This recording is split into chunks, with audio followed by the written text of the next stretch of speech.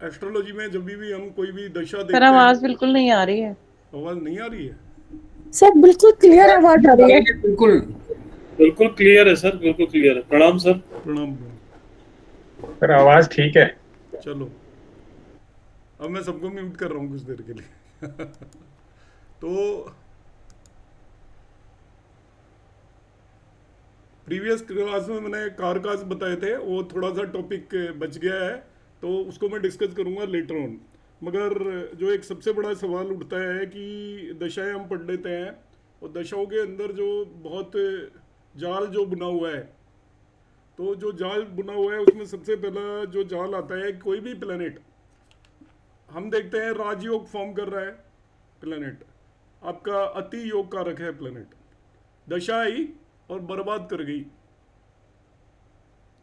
बर्बाद कर गई राजयोग कारक की। हालांकि राजयोग कारक उतना प्रॉब्लमेटिक नहीं होता, मगर नॉर्मल जो प्लेनेट होते हैं, चाहे आपका वो पंच महापुरुष राजयोग बना रहा हो, किसी भी तरीके का राजयोग बना रहा हो, हम इंतजार कर रहे होते हैं कि भाई इसकी दशा आएगी तो फिर ये हमारी जिंदगी के अंदर बदलाव करेगी। मगर एक सिंपल सा नियम है, आपकी कुंडली का कोई भी एफ्लिक्टेड प्लेनेट कभी भी अच्छे रिजल्ट नहीं दे सकता। सिंपल लॉजिक है, वो चाहे जो मर्जी हो।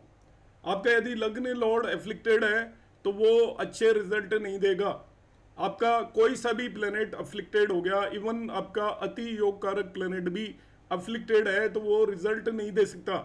एफ्लिक्शन का मतलब आपने किसी बंदे को जेल में डाल दिया है, या किसी बहुत खराब कंडीशन के अंदर किसी को डाल दिया गया है। अब वो रिजल्ट कैसे देगा? आपका कोई भी प्लेयर है, टीम का बेस्ट प्लेयर है, अब उसकी टांग टूट गई, क्रिकेट खेल रहे हैं, अब टांग टूट गई तो रिजल्ट कैसे देगा? दे ही नहीं सकता वो, क्योंकि एफ्लिक्शन का मतलब क्या है? पीड़ित होना। तो पहले एफ्लिक्शन का मतलब समझे mentally, what is the meaning of affliction. आप बहुत बड़े योद्धा हैं, वर्ल्ड के नंबर 1 बॉक्सर हैं, मगर आपके हाथ पैर टूटे हुए हैं, दांत टूटे हुए हैं, और आपको उसके रिंग के अंदर डाल दिया जाए तो पिटकर आने के अलावा कुछ नहीं करोगे। आप अपने कंट्री की भी बदनामी करोगे, लड़ ही नहीं पाओगे। तो जो एफ्लिक्टेड प्लेनेट होता है वो पीड़ित होता है, मान के चलें, उसको हिंदी में वर्ड है वो ज़्यादा बेटर है, पीड़ित। अब वो पीड़ित है तो जब भी आप दशा अंतरदशा देख रहे हैं, प्लेनेट पीड़ित हो गया तो ये निश्चित मान लीजिए कि आपको वो खराब ही रिजल्ट देगा। और योग कारक है, उसको एक थोड़ी सी आप स्पेसिलिटी ये दे सकते हो कि वो खराब नहीं देगा, मगर वो रिजल्ट जैसे एक्सपेक्ट कर रहे हो वैसे तो बिल्कुल भी नहीं देगा। तो मैं अक्सर कहता हूं कि हम क्या करते हैं, अपनी कुंडली को देखकर खुश होते हैं, उसके अंदर राजयोग देखकर बड़ा खुश होते हैं लोग। ये योग कारक है, ये फलाना कारक है, ये राजयोग बना रहा है, वो राजयोग बना रहा है, मगर एक भी राजयोग आपका कभी भी किसी की भी लाइफ में कोई राजयोग वो रिजल्ट नहीं आते उसके। राजयोग के रिजल्ट तब माने जाते हैं कि आपको जिंदगी के अंदर वो परिवर्तित कर दे पूरी तरह। आपके फादर एक बहुत बड़े ऑफिसर है, आप ऑफिसर बन गए, कौन सी बड़ी बात हो गई? राजयोग कहां हुआ? राजयोग तो नहीं हुआ ना। राजयोग तो तब हुआ कि आप बिल्कुल कहीं ग्राउंड से उठकर और आप बिल्कुल स्काई के अंदर पहुंच जाते हो, अप जाते हो, वो राजयोग है। और खराब योग वो होते हैं जो कि आप बहुत हायर पोजीशन से बिल्कुल नीचे की पोजीशन पर चले जाओ, वो खराब योग होते हैं। तो अक्सर हम जिन्हें राजयोग मान के चलते हैं कि ये राजयोग के फल मिल रहे हैं, वो एक्चुअली राजयोग के फल नहीं मिलते। एक इंसान जीता है तो उसकी जिंदगी के अंदर कम और ज्यादा होकर सारी घटनाएं घटित तो 100% होंगी। अब राजयोग आप तब मानो जब हम कहते हैं योग कारक की दशा आ गई, इसने मेरी जिंदगी बना दी। अब जिंदगी क्या बना दी, उसको आप कंपेरेटिवली केवल एनालिसिस कर रहे हो अपने बेसिस पे कि मेरा पुराना समय तो ऐसा था, अब ये समय थोड़ा मेरा ठीक आया है। वो नहीं है। राजयोग में आपकी जिंदगी बदल जाएगी, आपका जिसको कहते हैं ना आमूल चूल परिवर्तन होगा लाइफ के अंदर, उसको हम राजयोग का पीरियड बोलते हैं। तो अब क्या है कि प्लेनेट की जब दशाएं होती हैं तो दशाओं के अंदर दशाएं देखने के बहुत सारे तरीके हैं। लघु पाराशरी देखते हैं अधिकतर लोग, तो मेरा बिलीव नहीं है कि लघु पाराशरी काम करती है। तो दशाएं, जो मेरी दशाएं जिन्होंने पढ़ी होंगी उनको मैंने बताया है दशाएं किस तरीके से लगाई जाती हैं। वो बिल्कुल डिफरेंट सिस्टम है दशाओं का जो एक्चुअल में लगता है। पर एनीवे, मगर उसमें जो दूसरा इंपॉर्टेंट काम है वो ये है कि आपका प्लेनेट की हमें डिग्निटी चेक करनी जरूरी होती है। यदि कोई भी प्लेनेट एफ्लिक्टेड है कुंडली के अंदर, उसकी दशा या अंतरदशा आपकी आएगी तो वो आपको खराब ही रिजल्ट देगा। कई बार हम मानते हैं कि ये कमजोर रिजल्ट देगा, कई बार हम क्या कहते हैं, कमजोर रिजल्ट देगा। अब कमजोर क्या होता है? कमजोर रिजल्ट देना भी खराब रिजल्ट देना ही है। जो कहते हैं ना वीक हो गया है तो कमजोर रिजल्ट दे रहा है तो हम खुश हो जाते हैं, कोई बात नहीं, ये तो कमजोर ही दे रहा है। कमजोर का मतलब होता है रिजल्ट नहीं देना, आपको बर्बाद कर देगा। आपके फोर्थ लॉर्ड की दशा होगी और फोर्थ हाउस के उसने रिजल्ट नहीं दिए, तो आप क्या सोचोगे रिजल्ट नहीं देना क्या है? अक्सर लोग सेटिस्फाई हो जाते हैं कि नहीं तो दे रहा है, बुरे थोड़ी दे रहा है। नहीं देना भी बुरा ही देना है। आपको चौथे भाव के रिजल्ट नहीं मिले तो आपकी मदर से रिलेटेड कोई भी चीजें आपकी लाइफ के अंदर एक्सप्लोर नहीं होंगी, घर के अंदर हैप्पीनेस नहीं आएगी, आपको प्रॉपर्टी नहीं मिलेगी, आपको एजुकेशन नहीं मिलेगी, कोई चीज नहीं मिलेगी यदि फोर्थ हाउस के रिजल्ट नहीं मिले तो। अब ये चीजें नहीं मिली, आपका जिंदगी भर यदि मकान नहीं बना तो आप क्या सेटिस्फाई हो सकते हैं? आपका फिफ्थ हाउस कितना ही अच्छा हो, आपका सेवंथ हाउस कितना ही अच्छा हो, आपका सेकंड हाउस कितना ही अच्छा हो, आपका 10th हाउस कितना ही अच्छा हो, मगर यदि आपका फोर्थ हाउस से रिलेटेड आपके घर के अंदर हैप्पीनेस नहीं है, कष्ट भी नहीं है मगर हैप्पीनेस भी नहीं है, दो स्थिति है ना। कष्ट नहीं होने का मतलब ये थोड़ी होता है हैप्पीनेस होना, और हैप्पीनेस नहीं है वो अपना पे कष्ट है मान के चलो। तो हमें क्या होता है कि इस चीज को एनालाइज करना है। कभी भी मत सोचो ये तो न्यूट्रल है दशा, न्यूट्रल कोई दशा नहीं होती। न्यूट्रल का मतलब यह है कि आपको कुछ भी नहीं मिल रहा है, तो आपके जन्म के समय एक न्यूट्रल दशा आ गई 20 साल की उम्र में शुक्र की, तो आपकी तो जिंदगी खत्म कर जाएगी, वो 40 साल के आप हो जाओगे और आपको कोई भी रिजल्ट नहीं मिलेंगे। साउंड का मैसेज मत करो बार बार, ठीक है साउंड।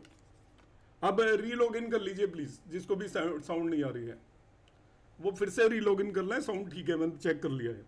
तो आपको ये ध्यान रखना है, मैं ये इसलिए भूमिका बना रहा हूं कि आपको ये समझ में आना बहुत जरूरी है। जब भी आप किसी भी प्लेनेट की दशा देखते हो तो लॉर्डशिप वगैरह बाद में देखिए, लॉर्डशिप देखने की जरूरत नहीं है। लॉर्डशिप का कोई रोल नहीं होता है दशा में कि आपका फिफ्थ लॉर्ड है वो अच्छे रिजल्ट देगा बुरे रिजल्ट देगा, ये अपना आप में बहुत गलत कंसेप्ट है। सारे लॉर्ड अच्छे रिजल्ट देते हैं, सारे लॉर्ड ही खराब रिजल्ट देते हैं, मगर अच्छे और खराब रिजल्ट कब देंगे? आपका कुंडली के सभी 12 भाव के स्वामियों की दशा जिसकी भी आएगी वो आपको अच्छे बुरे दोनों तरीके के रिजल्ट देगा। तो पहले लागू पाराशरी जहां पर पढ़ाई जाती है ज्यादातर इंस्टीट्यूट में, तो वो इस गलतफहमी का शिकार हो जाते हैं, तो 9th लॉर्ड है ये तो लग्न लॉर्ड है अच्छे रिजल्ट देगा। ये अपना आप में बिल्कुल 100% मिसकंसेप्शन है। 10th लॉर्ड है अच्छे रिजल्ट देगा, ठीक है, या लग्न लॉर्ड है आपका एक्सोल्टेड प्लेनेट है अच्छे रिजल्ट देगा, नहीं। अब क्या करना है हमें कि केवल लॉर्ड से ये पता चलेगा किन भावों के रिजल्ट देगा, दैट्स ऑल, किन भावों के देगा। अब हर भाव के अच्छे रिजल्ट होते हैं, आपके छठे भाव के अच्छे भी रिजल्ट होते हैं और छठे भाव के आपके खराब भी रिजल्ट देते हैं। तो 6 लॉर्ड की दशा आएगी तो आप क्या होगे, बर्बाद हो गए? नहीं, 6 लॉर्ड दोनों तरीके के रिजल्ट देगा। अब 6 लॉर्ड यदि आपका वीक है, समझिए अफ्लिक्टेड है, अफ्लिक्टेड का मतलब वो खराब रिजल्ट देगा। अब 6 लॉर्ड के खराब रिजल्ट का क्या मतलब हुआ? खराब रिजल्ट के मतलब आपके पास वो उधार देगा पूरी तरीके से।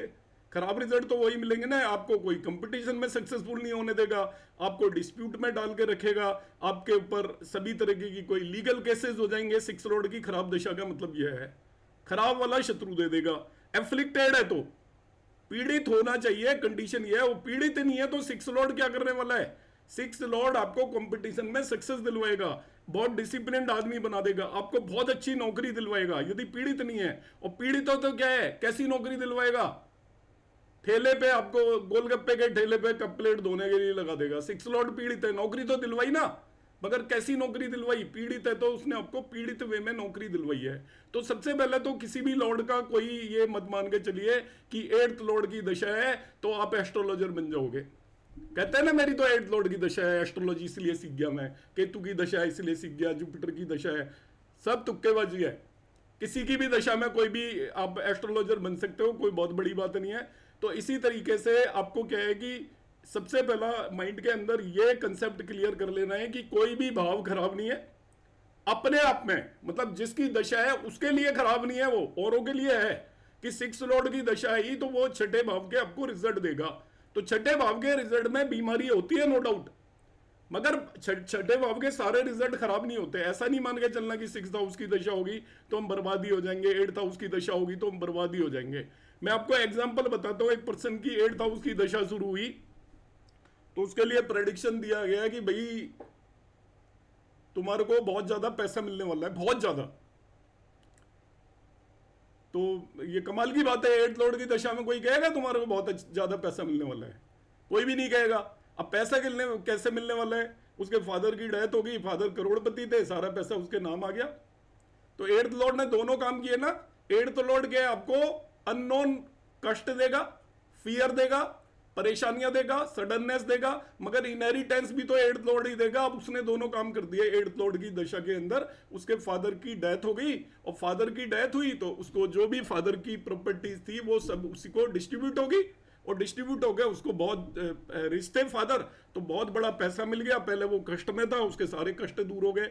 तो दोनों तरीके के रिजल्ट मिल गए। देखिए सिक्स्थ लॉर्ड की दशा है। देखिए सिक्स्थ लॉर्ड क्या करता है? आपका एनिमिटी को शो करता है।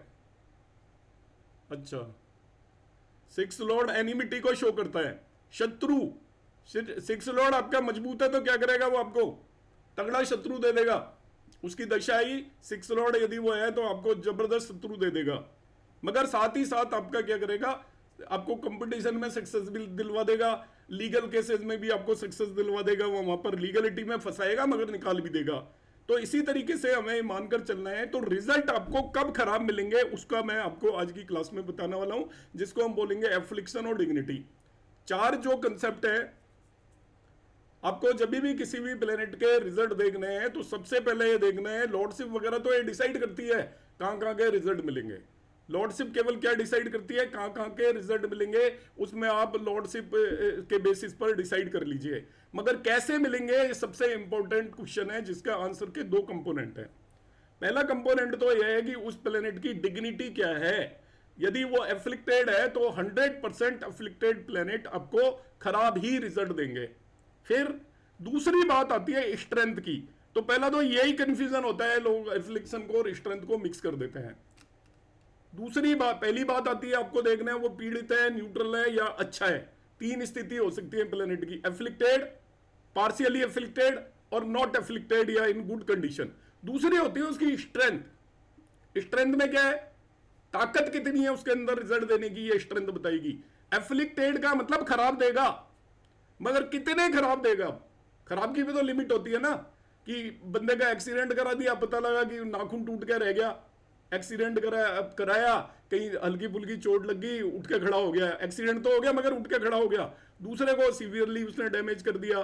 तो ये आपका इंटेंसिटी ऑफ रिजल्ट है, वो डिपेंड करेगा वो प्लेनेट की स्ट्रेंथ पे। स्ट्रेंथ निकालने के मल्टीपल वेज है।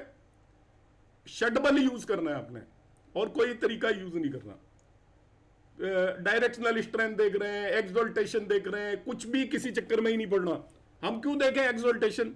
शटबल जब दे रखा है निकालने के लिए तो आप शटबल देखिए, मगर शटबल देखना आना चाहिए। जो शटबल में बली है उसे बली मानेंगे हम ना। हमने एक्सोल्टेशन देखना, ना डायरेक्शनल स्ट्रेंथ देखनी, ना हमने कुछ और देखना।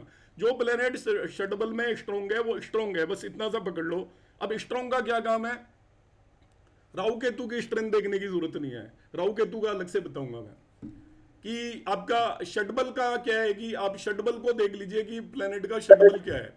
अब शटबल आपको यह निर्धारित करके दे देगा कि इसकी कितनी ताकत है। प्राइम मिनिस्टर बनते हैं कंट्री के, पागल आदमी है तो देश को खराब कर देगा, अच्छा आदमी है तो आपको अच्छे रिजल्ट देगा। कितने अच्छे देगा? बहुत इंटेलिजेंट है, हार्वर्ड से पढ़ा हुआ है, बड़ा इकोनॉमिस्ट है, मगर उसके अंदर ताकत ही नहीं है तो वो क्या करेगा? 10 साल ऐसे ही बिगाड़ देगा, कंट्री को भी पीछे ले जाएगा, खुद की इमेज भी खराब कर लेगा, क्योंकि उसके अंदर ताकत नहीं है। तो आपको कितने, वो बहुत अच्छे रिजल्ट दे सकता है वही व्यक्ति, यदि उसके अंदर स्ट्रेंथ है। अब स्ट्रेंथ नहीं है, वीकनेस है, मॉरल ताकत नहीं है, पॉलिटिकल ताकत नहीं है, तो वो प्राइम मिनिस्टर की पोस्ट पर बैठकर भी सब कुछ अच्छा होते हुए भी कुछ बहुत अच्छा नहीं कर सकता, क्योंकि वो वीक है। और एक व्यक्ति जिसके अंदर ताकत है वो आपको कहीं से कहीं ले जाएगा, उसमें डिसीजन लेने की ताकत होनी चाहिए, जैसे हम लोग भी होते हैं। यदि जो स्ट्रांग होता है, आप देखते हो ऑफिसों के अंदर कोई एक ऐसा बिल्कुल चेंज करने वाला कोई व्यक्ति आ जाता है तो सब कांपने लग जाते हैं, वो रिमार्केबल चेंजेस कर देता है। तो आपका जो प्लेनेट है एफ्लिक्टेड है वो खराब रिजल्ट देगा, न्यूट्रल है वो रिजल्ट नहीं देगा, और जो अच्छी कंडीशन में वो अच्छे रिजल्ट देगा। ये तो एक पार्ट हुआ। अब कितने खराब देगा वो आपकी स्ट्रेंथ पर डिपेंड करेगा। यदि वो स्ट्रोंगर है तो वो बहुत खराब देगा। मतलब एफ्लिक्टेड प्लेनेट का स्ट्रोंगर होना, समझ लो आपका काम खराब करेगा। और एफ्लिक्टेड प्लेनेट यदि वीक हो गया, आपको चिंता करने की जरूरत नहीं है। एफ्लिक्टेड प्लेनेट आपको अच्छे रिजल्ट नहीं दे सकता, पहली बात तो ये। कितने और खराब देगा तो खराब किस बात पे डिपेंड करेंगे, वेदर शेडबल में वो स्ट्रॉन्ग है तो बहुत खराब देगा, शेडबल में वीक है तो खराब नहीं देगा। तो ऐसा माना जाता है जो प्लेनेट आपकी कुंडली में एफ्लिक्टेड है उसका वीक होना अच्छा होता है, और जो प्लेनेट आपका अच्छा है, अफ्लिक्टेड नहीं है, बेटर कंडीशन में, बेनिफिक इन्फ्लुएंस में, उसका स्ट्रॉन्ग होना, शेडबल ज्यादा होना बेटर माना जाएगा। यह सिंपल सा नियम है, इसके अलावा आपको कोई लघु पाराशरी पढ़ने की जरूरत नहीं है, एक लाइन भी आप पढ़ते रहिए, आप जिंदगी में भी दशा नहीं सीख सकते। दशा सीखने का सिंपल सा कंसेप्ट यह है कि आपका, हम रिजल्ट देखते हैं, हमारा एस्ट्रोलॉजर का और कोई काम नहीं होता, दशा एनालिसिस करने का मतलब होता है एस्ट्रोलॉजी। एस्ट्रोलॉजी में और हम कुछ भी नहीं कर सकते, टाइमिंग ऑफ इवेंट हम करते हैं, और ये पर्टिकुलर दशा कैसी जाएगी, अंतर दशा कैसी जाएगी, कोई व्यक्ति आएगा हमारे पास तकलीफ लेकर आएगा या एंजॉयमेंट वाला तो कोई आएगा नहीं, खैर एस्ट्रोलॉजर्स को मानते ही नहीं है, जो मौज कर रहे होते हैं मानते वही हैं, जिनको कुछ ना कुछ परेशानी होगी तो वो लेके आएगा जी मेरे साथ तो ये दिक्कत हो रही है, पिछले 10 साल से हो रही है, 12 साल से हो रही है, अब आपको दशा एनालिसिस करना आएगा। लास्ट सेंटेंस कौन सा बोला था, हाँ कोई बात नहीं। तो जैसे वो आपके पास आएगा तो आपके पास ये लेके आएगा कि मैं 5 साल से बड़ा परेशान हूँ, अब 5 साल से परेशान हूँ तो बताइए मेरा क्या होगा।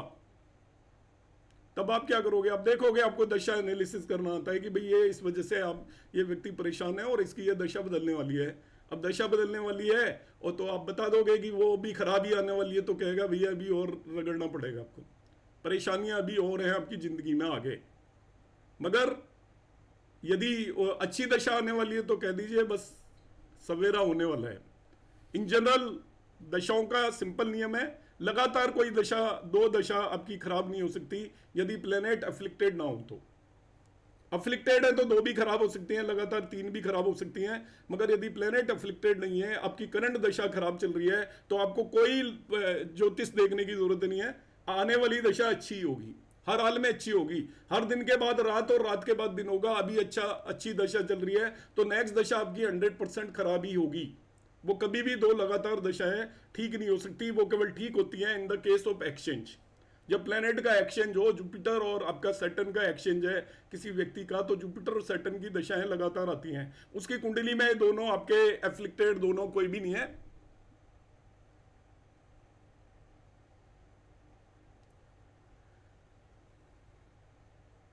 नहीं, राहु केतु की दृष्टि नहीं मानते, राहु केतु की कोई दृष्टि नहीं मानते। और राहु केतु का मैं बताऊंगा, राहु केतु का ज्यादा कुछ भी नहीं मानेंगे, अभी बता दूंगा मैं।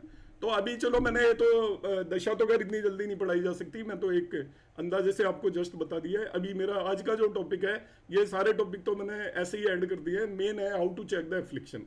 तो एफ्लिक्शन के कई सारे क्राइटेरिया हैं। एफ्लिक्शन के बारे में कोई एक राय भी नहीं है, किस चीज को हम एफ्लिक्टेड मानेंगे। तो इनके मैंने इंडिविजुअल कंपोनेंट, आप जो मेरी क्लासेस अटेंड करते हैं उनको मैंने पढ़ाया हुआ है। इंडिविजुअल कंपोनेंट क्या पढ़ाया हुआ है आपको, मैंने प्लेनेटरी वॉर पढ़ाया था। तो प्लेनेटरी वॉर के बारे में आपने क्या जाना कि आप जो लोग प्लेनेटरी वॉर मानते हो वो होती ही नहीं है। प्लेनेटरी वॉर नंबर 1 वो नहीं होती। कौन सी होती है, जो मैंने बताई थी, ठीक है। और मैंने क्या बताया था, लॉन्गिट्यूड से प्लेनेटरी वॉर नहीं देखते। प्लेनेटरी वॉर किससे देखते हैं, लैटिट्यूड भी आपका विदिन 1 डिग्री होना चाहिए, then only it will be a planetary war. जो लॉन्गिट्यूड से देखते हैं कम डिग्री का जीत जाता है, ज्यादा डिग्री का जीत जाता है, नहीं। लॉन्गिट्यूड के बेस पर प्लेनेटरी वॉर नहीं होती। और प्लेनेटरी जब वॉर होती है तो उसके सभी सिग्निफिकेशंस खत्म नहीं होते।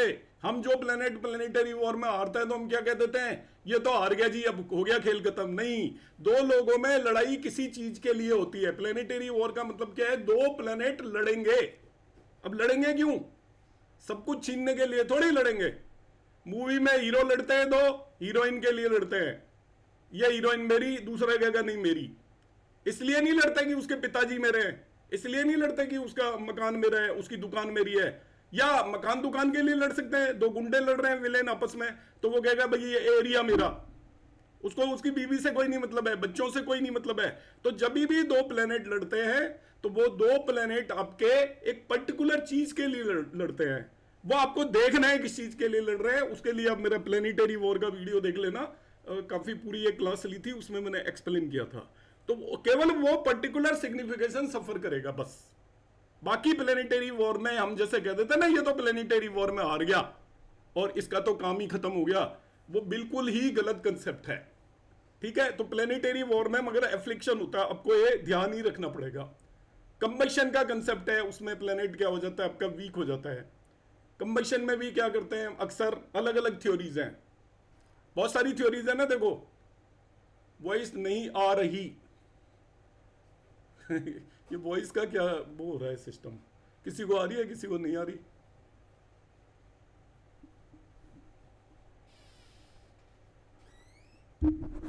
ऐसा आज ही हो रहा है क्योंकि वॉइस तो अक्सर आती है। बाकी चलो देखो, कुछ लोगों को आ रही है तो उसका मेरे पे कोई अल्टरनेट तो है नहीं। आप लोग एक काम करना, रिकॉर्डिंग देख लेना, उसमें आपको वॉइस मिल जाएगी जिसको नहीं आ रही तो।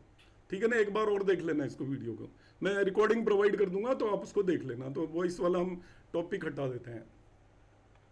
हाँ, इसको वॉइस वाला छोड़ दो, अब नहीं आ रही तो भी कोई बात नहीं, मैं कुछ कर नहीं सकता इसमें। तो मैं आगे बढ़ता हूँ, आउट ऑफ टॉपिक, वो थोड़ा मेरा फ्लो खत्म हो जाएगा। सुनिए, तो प्लेनेटरी वॉर का मैंने आपको कंसेप्ट बताया था, मृत्यु भाग का मैंने कंसेप्ट बताया था आपको। ठीक है, कि मृत्यु भाग होता है,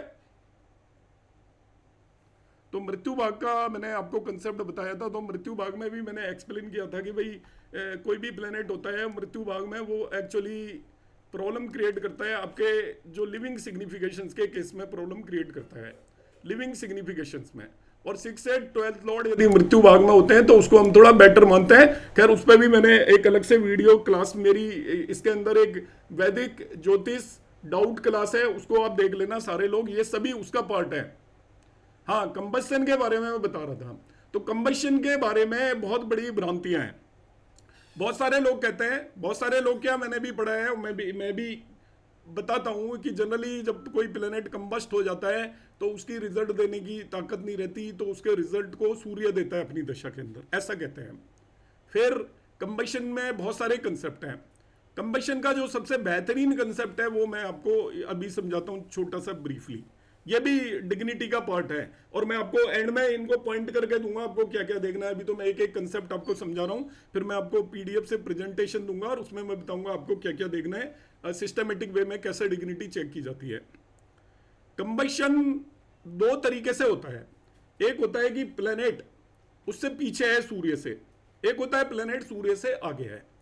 तो विद इन 1 डिग्री यदि कंबशन है तो आप ये मान के चलिए कि वो आपका ज्यादा पीड़ित हो गया। कंबशन का भी एग्जैक्टली सेम कंसेप्ट है जो प्लेनेटरी वॉर का है। जब भी कोई प्लेनेट कंबस्ट हो जाता है तो वो अपने कुछ एक सिग्निफिकेशंस के रिजल्ट पूरी तरीके से नहीं दे पाता। अब ध्यान से सुनना है इस कंसेप्ट को, क्योंकि ये जो मैं सारी चीजें बता रहा हूं ये रेयर मेरी है और कोई नहीं बताएगा आपको। जैसे मैंने प्लेनेटरी वॉर का आपको कंसेप्ट बताया, मेरा ही कंसेप्ट है और कोई नहीं बताएगा। कंबशन का मैं कंसेप्ट बता रहा हूं कि हम क्या मानकर चलते हैं कि सपोज कोई प्लेनेट कंबस्ट हो गया तो पहला नियम देख लीजिए, नवांश में भी कंबस्ट है तो वो ज्यादा प्रॉब्लमेटिक है। दोनों सूर्य के साथ कंजंक्शन हो रखा है, it means now it is more problematic. अब हम देखेंगे कैसे कंबस्ट प्लेनेट के रिजल्ट को। आप किसी की कुंडली को एनालाइज करते हो तो किसी न किसी पर्पज से करते हो ना, ऐसा थोड़ी हम पूरा उसकी जिंदगी जहाँ की सारी बातें बताएंगे। जैसे कोई व्यक्ति आया नौकरी के लिए कर रहे हैं हम उसको, कोई व्यक्ति आया मैरिज के लिए कर रहे हैं, कोई व्यक्ति आया उसकी संतान के लिए उसको एनालाइज कर रहे हैं, किसी की फाइनेंशियल कंडीशन के लिए एनालाइज कर रहे हैं, किसी की स्टडीज के लिए एनालाइज कर रहे हैं। अब आप क्या करिए, उसका डिविजनल चार्ट में चले जाइए, कंसर्न डिविजनल चार्ट में चले जाइए। कंसर्न का मतलब मैरिज देख रहे हो तो D9 में चले जाइए, संतान देख रहे हो तो D7 में चले जाइए, फादर मदर के बारे में देख रहे हो तो D12 में चले जाइए, एजुकेशन देख रहे हो तो D24 में चले जाइए, व्हीकल देख रहे हो तो D16 के अंदर चले जाइए।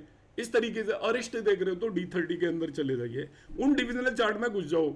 यदि वहां पे भी प्लेनेट, वो पर्टिकुलर प्लेनेट जो उस पर्टिकुलर डिविजनल चार्ट का कारक है, ध्यान से सुनिएगा, उस पर्टिकुलर डिविजनल चार्ट का कारक, जैसे नवांश में शुक्र वीनस सन के साथ बैठा हुआ है, आपकी मैरिड लाइफ के सिग्निफिकेशंस को पूरी तरीके से डैमेज कर देगा।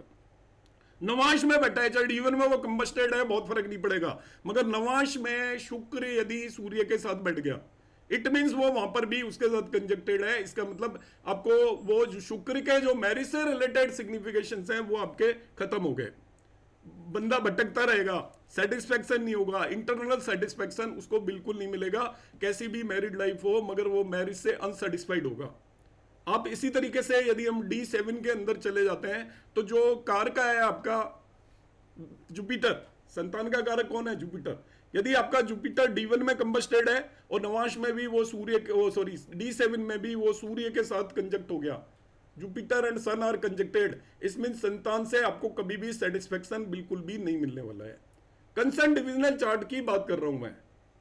सपोज वीनस आपका D1 में कंबस्टेड है, मगर D9 के अंदर वीनस यदि सूर्य के साथ नहीं बैठा हुआ है, आपको कोई दिक्कत नहीं होगी, आपका उस कंबशन को आप छोड़ दो।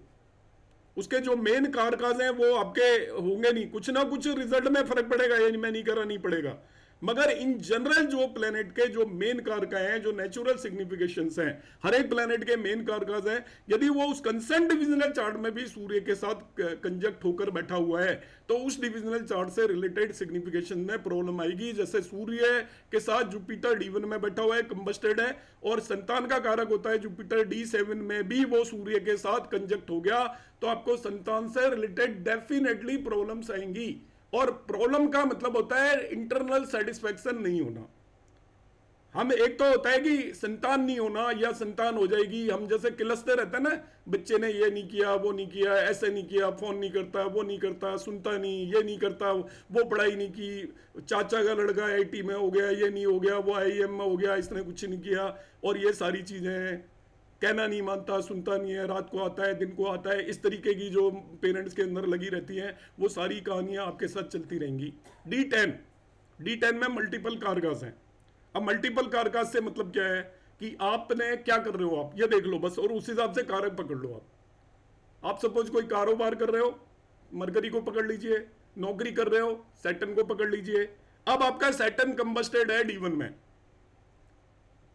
और D10 में भी वो यदि सूर्य के साथ कंजक्ट हो गया, तो आपको बिल्कुल भी नौकरी के अंदर आपको 1% भी सेटिस्फेक्शन नहीं होगा थ्रू आउट जॉब। और आज के समय पर जो लोग बदलते रहते हैं 1 महीने में, 2 महीने में, यहाँ पर नौकरी की यहाँ अच्छा माहौल नहीं है, वहां पे अच्छा माहौल नहीं है, इस तरीके से उसको दिक्कत आएगी। D24 में चले जाइए आप।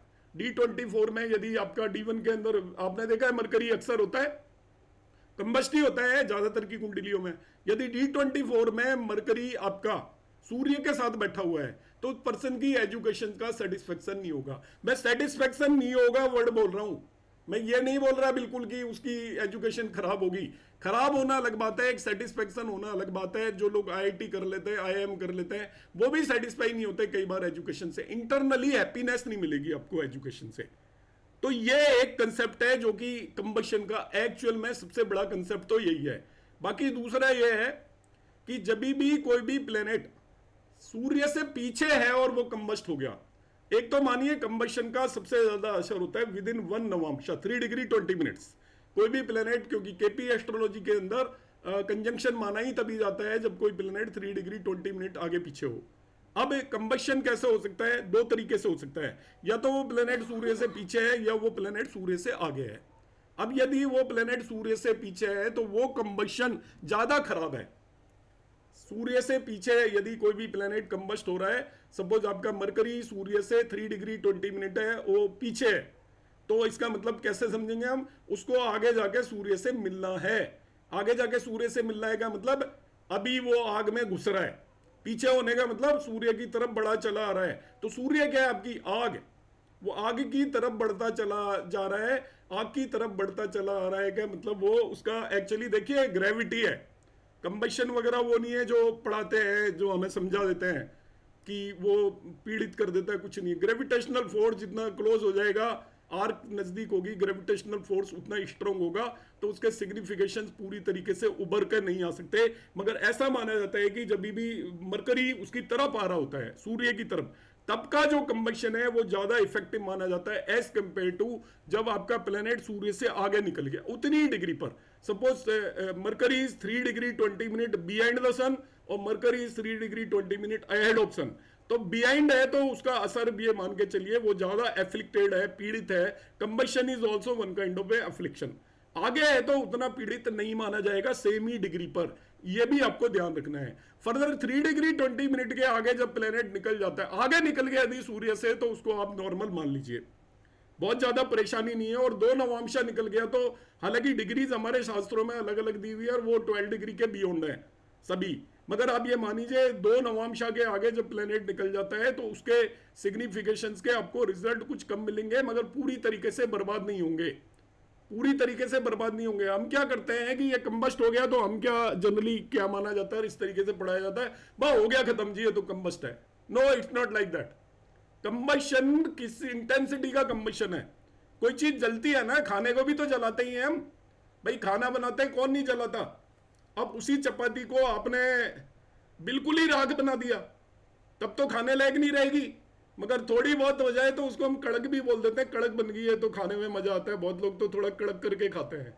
तो वो आपकी एक तरीके से पूरी तरीके से 100% प्योरिटी नहीं है उसके अंदर, 100% रिजल्ट देने की कैपेबिलिटी नहीं है, मगर 3-4 डिग्री के आसपास है और वो इसके बाद उससे ज्यादा से कंबस्टेड है, तो उसके सिग्निफिकेशंस के हल्के रिजल्ट मिलेंगे, खत्म नहीं होंगे।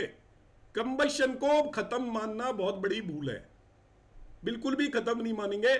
जो मैंने आपको 2-3 कंसेप्ट बताए, एक तो ये कंसेप्ट बताया कि भाई क्लोज कंबशन है 1 डिग्री के अंदर अंदर, तब तो हो गया पूरी तरीके से, वो हो गया आपका इन्फ्लुएंस। चाहे मैं उसको साइंटिफिक लैंग्वेज में ग्रेविटेशनल फील्ड और मैग्नेटिक फील्ड की टर्म्स में बात करूं, तभी भी ग्रेविटेशनल फील्ड इतना स्ट्रांग हो जाएगा कि वो ज़्यादा रिजल्ट नहीं दे पाएगा, मैग्नेटिक अट्रैक्शन और रिपल्सन भी इस तरीके से हो जाएगा। या मैं अपने शास्त्रों की टर्म्स में बात करूं कि सूर्य की ऊर्जा से मरकरी जल जाएगा, जल सकता है सूर्य की ऊर्जा से मरकरी? देखो कैसे बढ़ाया जाता है। अरे पत्थर मिट्टी के बने हुए हैं, एक जल सकते हैं क्या कोई सूर्य की ऊर्जा से? कोई भी प्लेनेट नहीं जल सकता, वो कोई उस चीज के पंच महाभूत कभी जलते ही नहीं है। ये सभी प्लेनेट पंच महाभूतों के बने हैं तो वो जलते नहीं है। एक्चुअली ग्रेविटेशन और मैग्नेटिक फील्ड का असर होता है, जब ज्यादा क्लोज होते हैं तो ज्यादा असर होता है, ज्यादा असर होता है तो वो फ्री नहीं होता है एक्चुअली मरकरी रिजल्ट देने के लिए। तो आप इतना बार माने कि यदि वो 1 नवांश के अंदर अंदर है देन तो वो उसके सिग्निफिकेशन ज्यादा सफर करेंगे। उसके बाद जैसे जैसे वो उसमें डिफरेंस ज्यादा होगा तो कंबशन को जीरो नहीं करना है, प्लेनेटरी वॉर को जीरो नहीं करना है। यहीं पर हम एक्चुअली क्या है, बृहस्पति और होराशास्त्र के कंसेप्ट को गलत तरीके से लगाते हैं।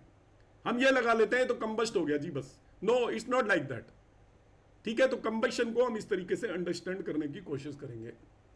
अब आ जाती है बात मेलिफिक और बेनिफिक, और ये बहुत ही समझाना भी क्रिटिकल है और समझना भी क्रिटिकल है, क्योंकि मेलिफिक बेनिफिक के लिए 2 टर्म यूज होती हैं आपकी।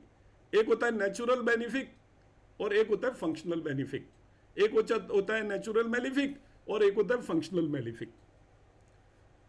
हर एक प्लेनेट अपना नेचुरल नेचर कभी नहीं छोड़ता है, ध्यान रखिएगा। इसको समझिए, मेंटली समझोगे तब काम चलेगा। जब कहते हैं ना कि भाई ये पर्टिकुलर प्लेनेट एफ्लिक्ट कर रहा है, तो एफ्लिक्ट कर रहा है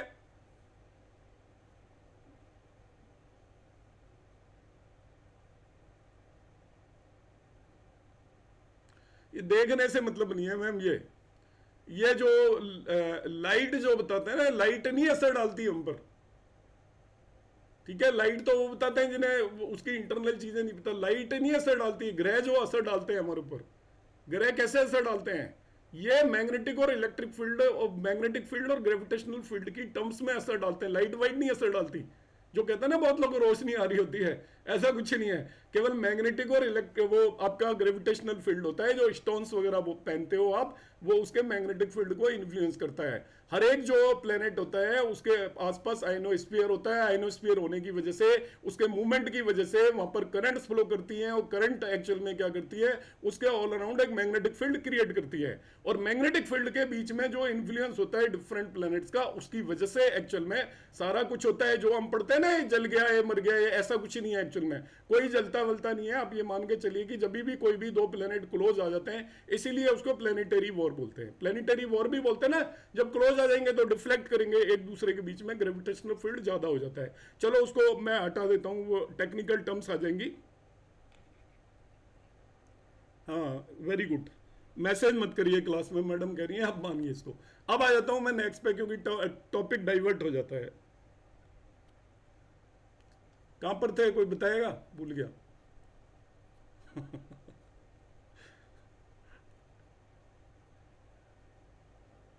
हाँ, मेलिफिक और बेनिफिक की बात कर रहे थे। एफ्लिक्शन जो होता है, हम कहते हैं कि देखो एक प्लेनेट जो होता है, आप दिमाग में बिठा लीजिए, मार्स मार्स ही रहेगा। योग कारक है कैंसर लगने के लिए, तभी भी मार्स मार्स है। नेचुरल कोई भी प्लेनेट अपनी दशा और अंतरदशा में सबसे पहले किस चीज का रिजल्ट देता है, और सबसे स्ट्रांगली अपने नेचुरल कारकत के रिजल्ट देता है।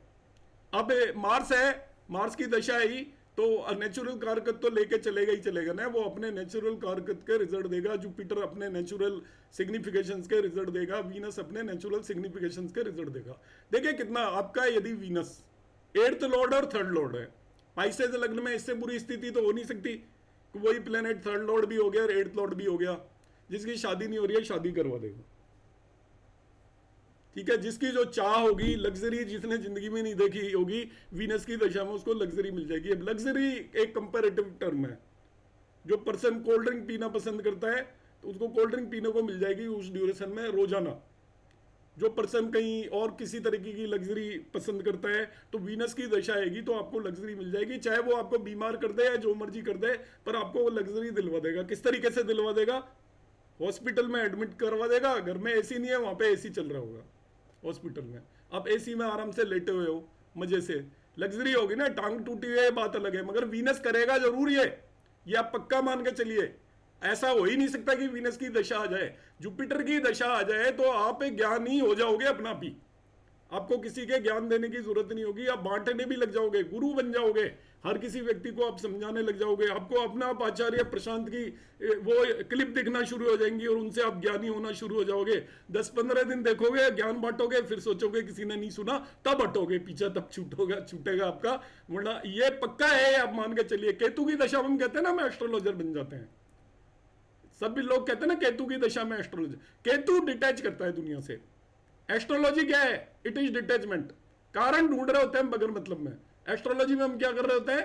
कारण ढूंढ रहे होते हैं, जो जिंदगी में होना है वो होकर रहेगा, कोई बदल नहीं सकता, फिर भी हम ढूंढ रहे होते हैं। यहां पर आ गया, इसकी दशा आ गई, उसकी दशा आ गई, जेट जुपिटर ने ट्रांजिट में देख लिया, इसने देख लिया, उसने देख लिया, वो बातें सही है, मगर हम ढूंढने तभी लगेंगे जब हमारी दशा आएंगी, वरना हम मानेंगे ही नहीं, हम मानेंगे ही नहीं। भगवान में आस्था तभी होगी, तभी हमें समझ में आएगा क्या लेकर आए थे, क्या लेकर जाएंगे। जिंदगी के अंदर कोई फायदा नहीं है, हम जो भी टाइम किया है बर्बाद किया है, बच्चों पर सारा समय लगा दिया, बुढ़ापे में बच्चे हमारी तरफ देखते नहीं है। ये सारी चीजें केतु आपको दिलवाएगा। You will try to detach, अपनी दुनिया से डिटैच होना शुरू करोगे। अब क्या होता है, जो ये मैं आपको बता रहा हूं, वो इसलिए नेचुरल प्लेनेट का जो सिग्निफिकेशन है उसकी दशा के अंदर उसके रिजल्ट आपको हर हालत में मिलने ही मिलने हैं, ठीक है।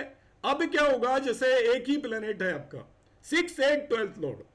6, 8, 12th लॉर्ड का नाम याद रखना। 6, 8, 12th लॉर्ड भी मेलिफिक होते हैं हर एक कुंडली के लिए। 6th Lord, 8th Lord, 12th Lord. अब एक इमीडिएटली क्वेश्चन आ जाता है कि जी लग्न लॉर्ड ही 8th लॉर्ड हो गया तो मार्स हो जाता है कि नहीं? लग्न लॉर्ड है, 8th लॉर्ड है। अब देखिए मैं आपके क्वेश्चन आपके ऊपर ही फ्लोट कर रहा हूं। बहुत लोग कहते हैं, और ये लघु पाराशरी में लिखा हुआ है, कि जो लग्नेश हो हमेशा शुभप्रद होता है। लग्नेश हमेशा शुभ होता है ना, तो क्या है वो एज ए 8th लॉर्ड शुभ हो जाएगा क्या लग्नेश? भाई साहब वो किसी भी हालत में नहीं होगा, एक कंडीशन में होगा, केवल वो अपनी राशि में बैठा है तो।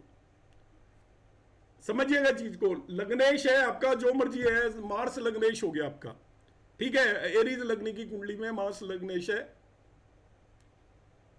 हाँ, एरीज लगने की कुंडली में मार्स लग्नेश है। अब इसमें क्या कंडीशंस आएंगी?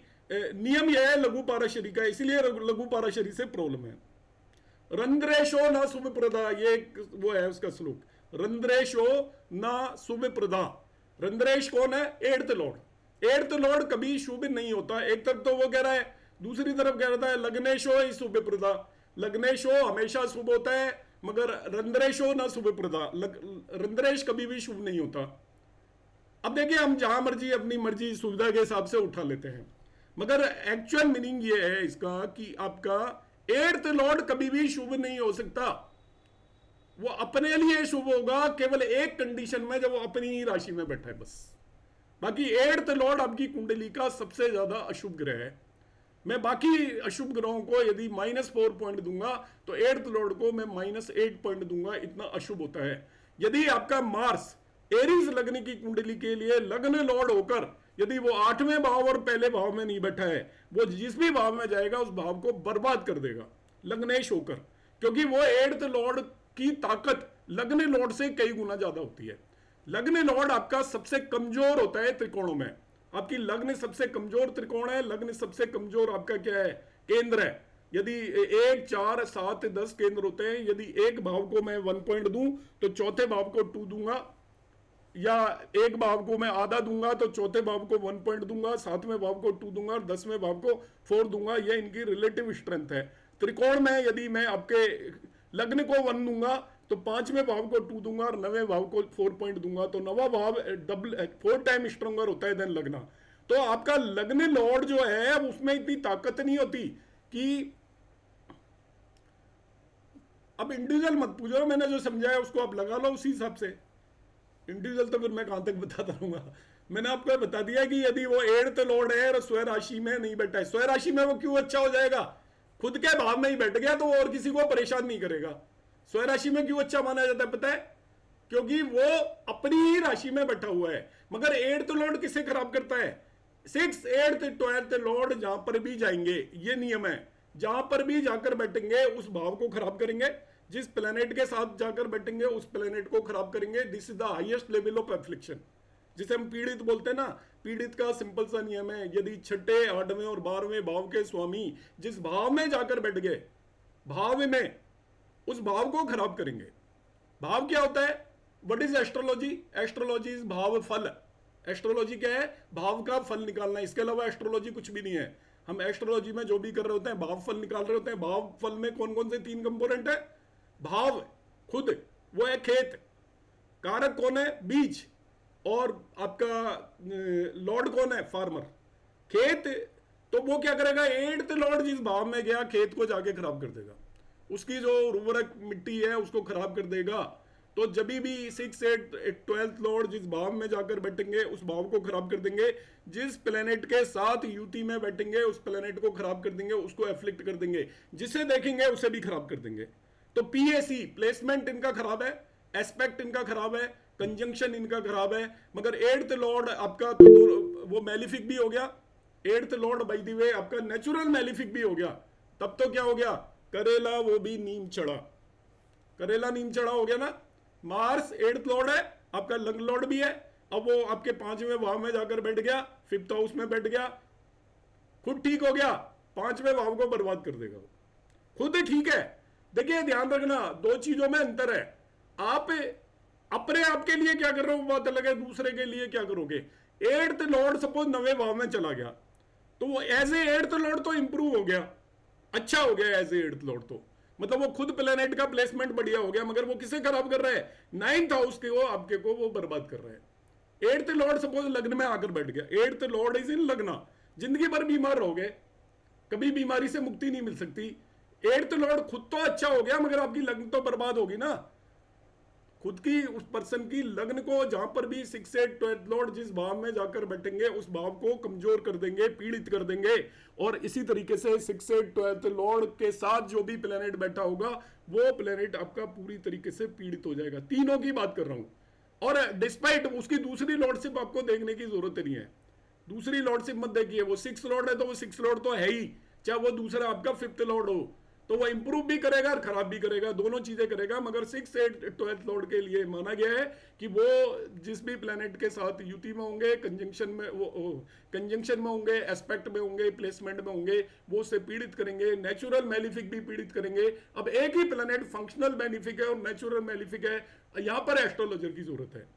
आपको असेस करना है, क्या असेस करना है कि जो फंक्शनल मैलिफिक प्लेनेट होते हैं वो लिविंग सिग्निफिकेशंस को कभी भी नहीं बख्शेंगे, लिविंग सिग्निफिकेशंस को डैमेज करेंगे ही करेंगे। आपकी मार्स 5वें भाव के अंदर जाकर बैठ गया योग कारक होकर भी, तभी भी 5th हाउस से रिलेटेड डिजीज दे देगा वो, 5th हाउस से रिलेटेड डिजीज दे देगा। फीमेल नेटिव के केस में वो आपका चाइल्ड बर्थ में प्रॉब्लम क्रिएट कर देगा, अबॉर्शन जैसी प्रॉब्लम्स क्रिएट कर देगा। 5वें भाव को योग कारक होकर भी देख रहा है वो, 11वें भाव से बैठकर मार्स एस्पेक्ट कर रहा है, तभी भी आपको चाइल्ड बर्थ से रिलेटेड प्रॉब्लम क्रिएट करेगा। देखिए मांगलिक बोलते हैं ना, मांगलिक, मांगलिक में आपने कभी देखा कोई लॉर्डशिप नहीं देखते हम, कह देते हैं पहले दूसरे चौथे सातवें आठवें और 12वें भाव में मंगल बैठा है तो मांगलिक है। क्यों कहते हैं? वो तो कैंसर लगने के व्यक्ति के लिए तो मंगल योग कारक है, तभी भी 7वें भाव में उसके में आकर बैठ जाएगा तो हम उसे मांगलिक बोल देते हैं।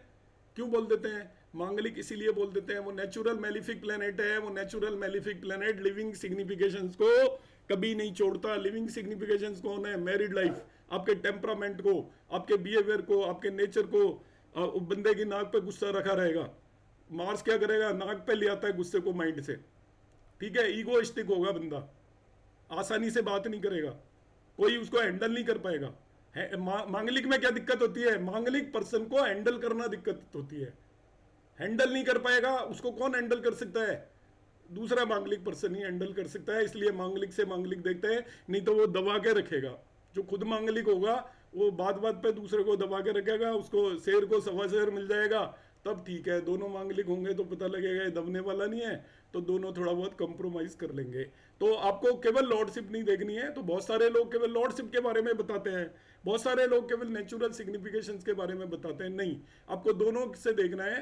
और नेचुरल सिग्निफिकेशंस भी आपका रोल प्ले करते हैं और लॉर्डशिप भी रोल प्ले करती है। अब जब जुपिटर है, देखिए जुपिटर आपका नेचुरल बेनिफिक प्लेनेट है, इररेस्पेक्टिव ऑफ एनी। ऐसा कहा जाता है जुपिटर यदि लग्न में बैठ गया तो आपकी कुंडली के 1 लाख दोषों को दूर कर देगा। शुक्र लग्न में बैठ गया तो 10,000 दोषों को दूर कर देगा कुंडली के, और यदि मरकरी लग्न में बैठ गया तो 1,000 दोष को दूर कर देगा। क्यों? जुपिटर लग्न में आपका हो सकता है वो टॉरस, उसके लिब्रा लग्न की कुंडली में तो मैलिफिक हो गया जुपिटर, थर्ड और आपका 6th लॉर्ड हो गया, तभी भी लग्न में बैठकर 1 लाख वो उनको दोषों को दूर करेगा।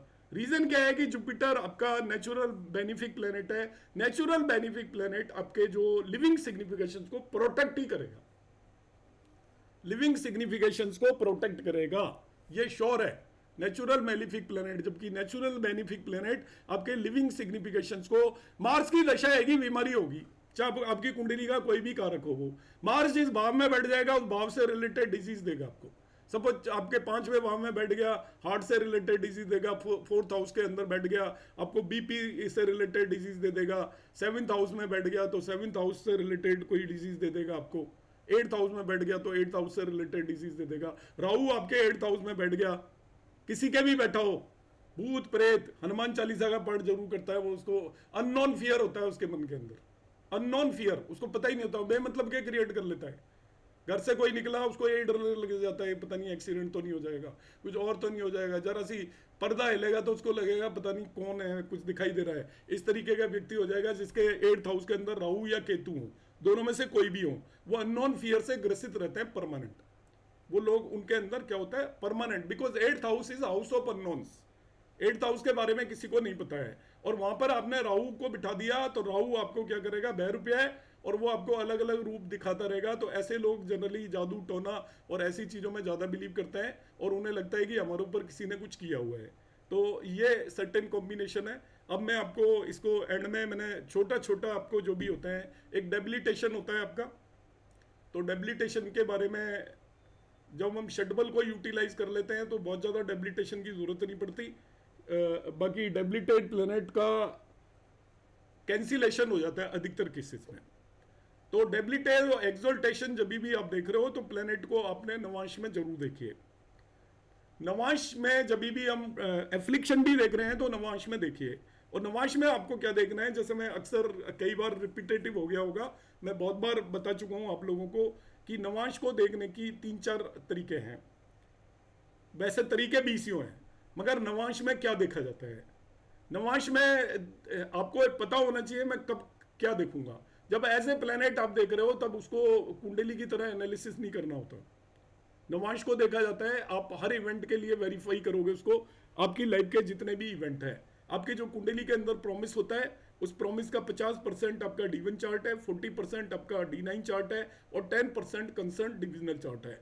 यदि आपकी कुंडली में D1 और D9 में कोई प्रॉमिस है तो उसका जो इंडिविजुअल डिविजनल चार्ट है उसकी कोई हैसियत नहीं उस प्रॉमिस को काट सके।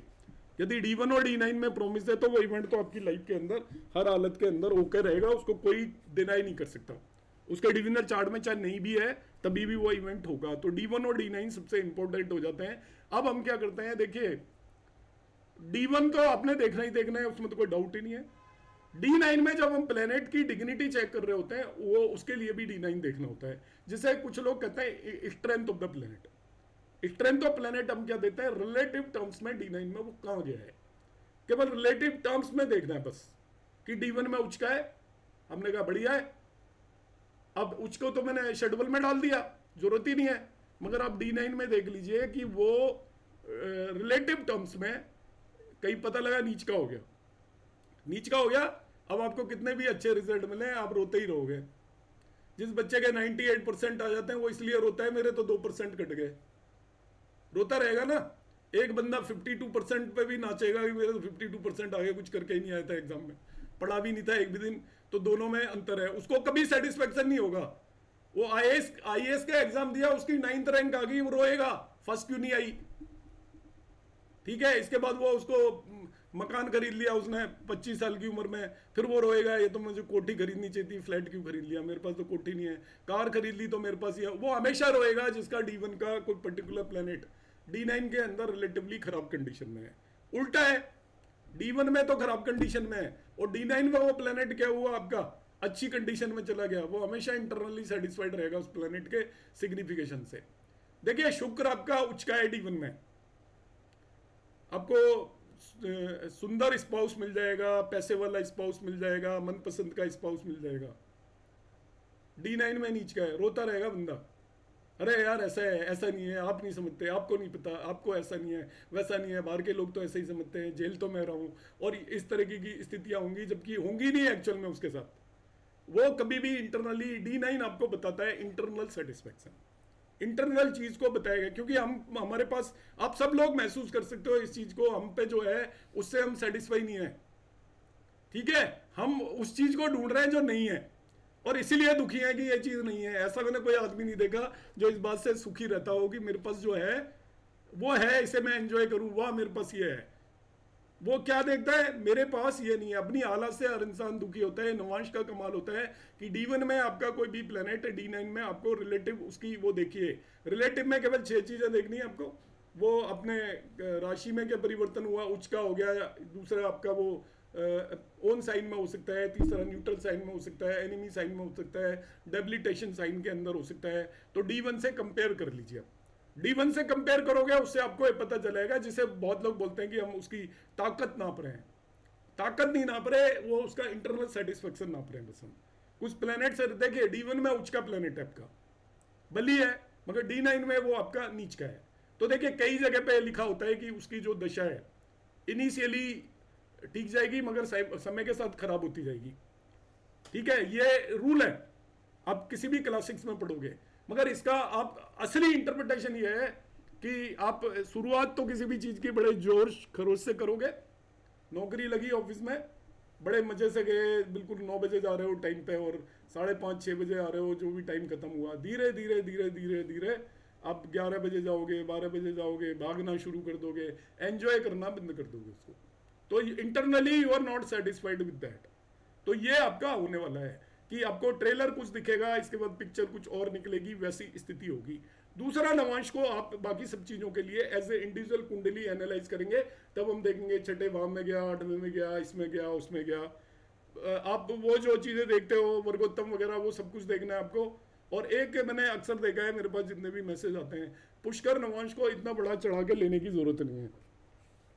ठीक है, बहुत सारे लोग क्या करते हैं कि पुष्कर नवांश का एक नियम है कि उसमें जो पुष्कर नवांश का जो प्लेनेट है वो अच्छे ही फल देता है। ठीक है, ऐसा कहते हैं कि पुष्कर नवांश में जो प्लेनेट बैठा है वो अच्छे ही फल देता है। तो इतना भी अच्छे तरीके से लेने की जरूरत नहीं है उसको। अच्छे ही फल देता है का यहाँ पर सिंपली मीनिंग क्या है कि पुष्कर नवांश में जब प्लेनेट जाता है तो नवांश में वो शुभ ग्रहों की राशि में जाता है।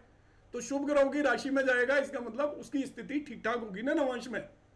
ध्यान से समझिए, देखिए इसको, क्योंकि मैं पुष्कर नवांश इंटेंशनली बता रहा हूँ। मेरे पास इतने सारे मैसेज आते हैं, ये तो हमारा पुष्कर नवांश में है, फिर वो सोचते हैं पता नहीं अब तो ये क्या हो गया, पुष्कर नवांश में हो गया तो बस आईएएस का मेन एग्जाम क्लियर हो गया इसका। ऐसा कुछ नहीं है। पुष्कर नवांश में D1 में जो प्लेनेट यदि खराब है, खराब का मतलब क्या हुआ, खराब ही रिजल्ट देगा ना। अब वो पुष्कर नवांश में हो गया तो उतने खराब नहीं देगा, बस ये मान लो। ऐसा मत करो कि वो उसको टर्न अराउंड कर देगा, नहीं।